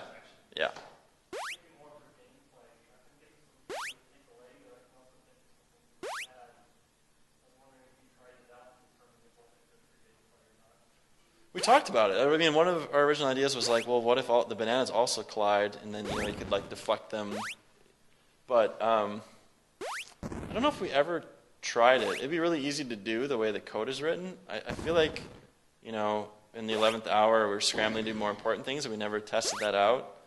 I don't know. It'd be interesting to turn it on and see what it would be like. I don't know, like whether that'd be a good thing or a bad thing to have, like, to throw at somebody and. Or bananas, it could be kind of fun actually. See the throw and they go like this. Yeah.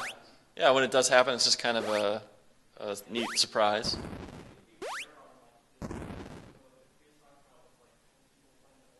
Yeah.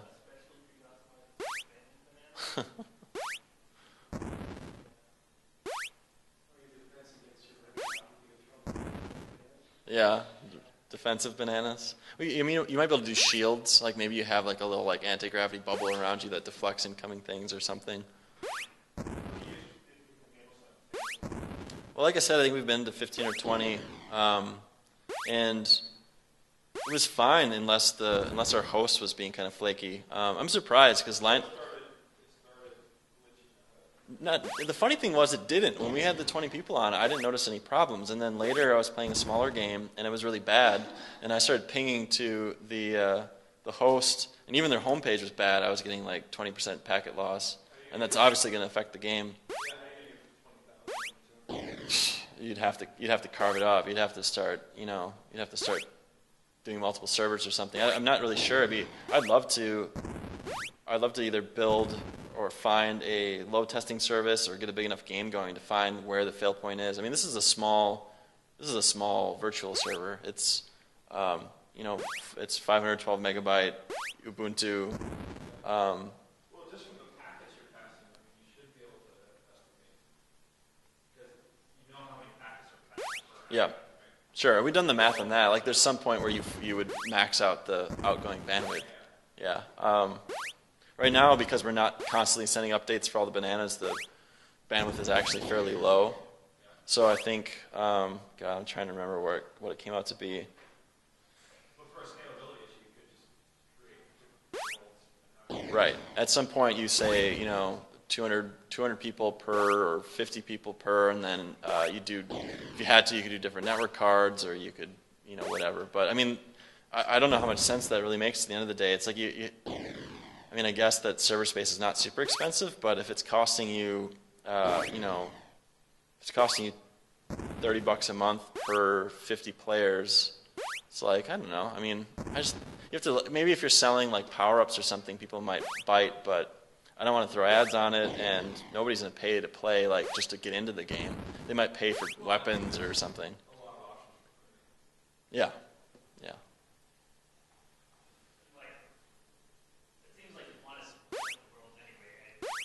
It's not gonna be fun with, yeah. It'd be spectacle. Like I want to, see that for the sheer spectacle. Yeah. Just this kind of like, yellow melange around the planet of, all of these starts to look like, an electron cloud of bananas.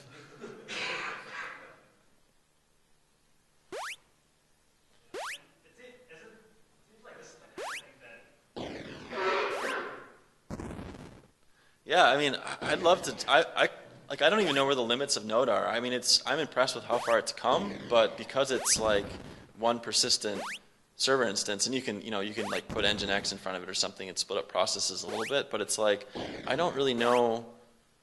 I mean, you can bootstrap everything into memory, and then it's like crazy efficient. So I don't know like when you start to. I mean, are we talking like if you're just serving up static web pages? Are we talking 10,000 a second? Are we talking 1,000 a second? Like, I don't know. I mean,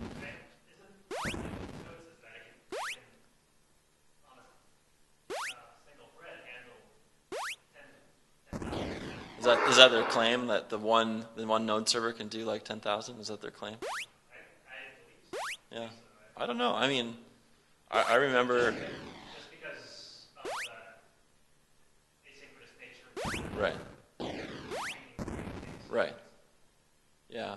I mean, because like, I mean, there's ways to put Apache into memory too, but with like fast CGI and stuff, but it's not really meant to do that. But yeah, I mean, this it's like always there and always listening, and you don't have that overhead of like establishing a brand new connection and booting all the code into memory and then running it and then passing the result. It's like everything is just kind of there and ready to go. So it's, in theory, it's more efficient, but you know, on the other hand, Apache is smart enough to create like 10 processes and handle zombies and handle distributing load across all of them. And right now with Node, you have to find software other people have built to do that, and that stuff's a little bit less mature.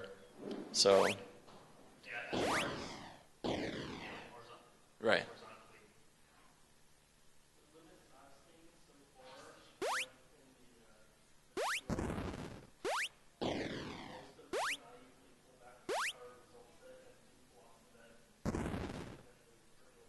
Yeah. Yeah, we'd probably use Mongo for handling the data for this. I mean, there's not really a need for a relational database. It's just, you know, player key and a bunch of values inside of that, what weapons or items should have, what's their health, and that kind of thing. So Mongo should perform pretty darn well. And if we really wanted, you know, to get crazy, we could do God, why am I forgetting the other one? It starts with an R, doesn't it? Yeah, we could do Redis because that one's, you know, likes to be constantly being hammered with data. So if you wanted to have like a, you know, more turbulent database for the real-time stuff, and then like one to kind of store things long-term, you could do that too. But yeah, I don't know.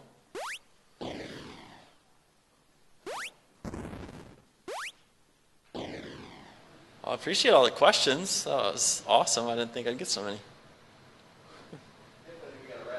All right. Thanks.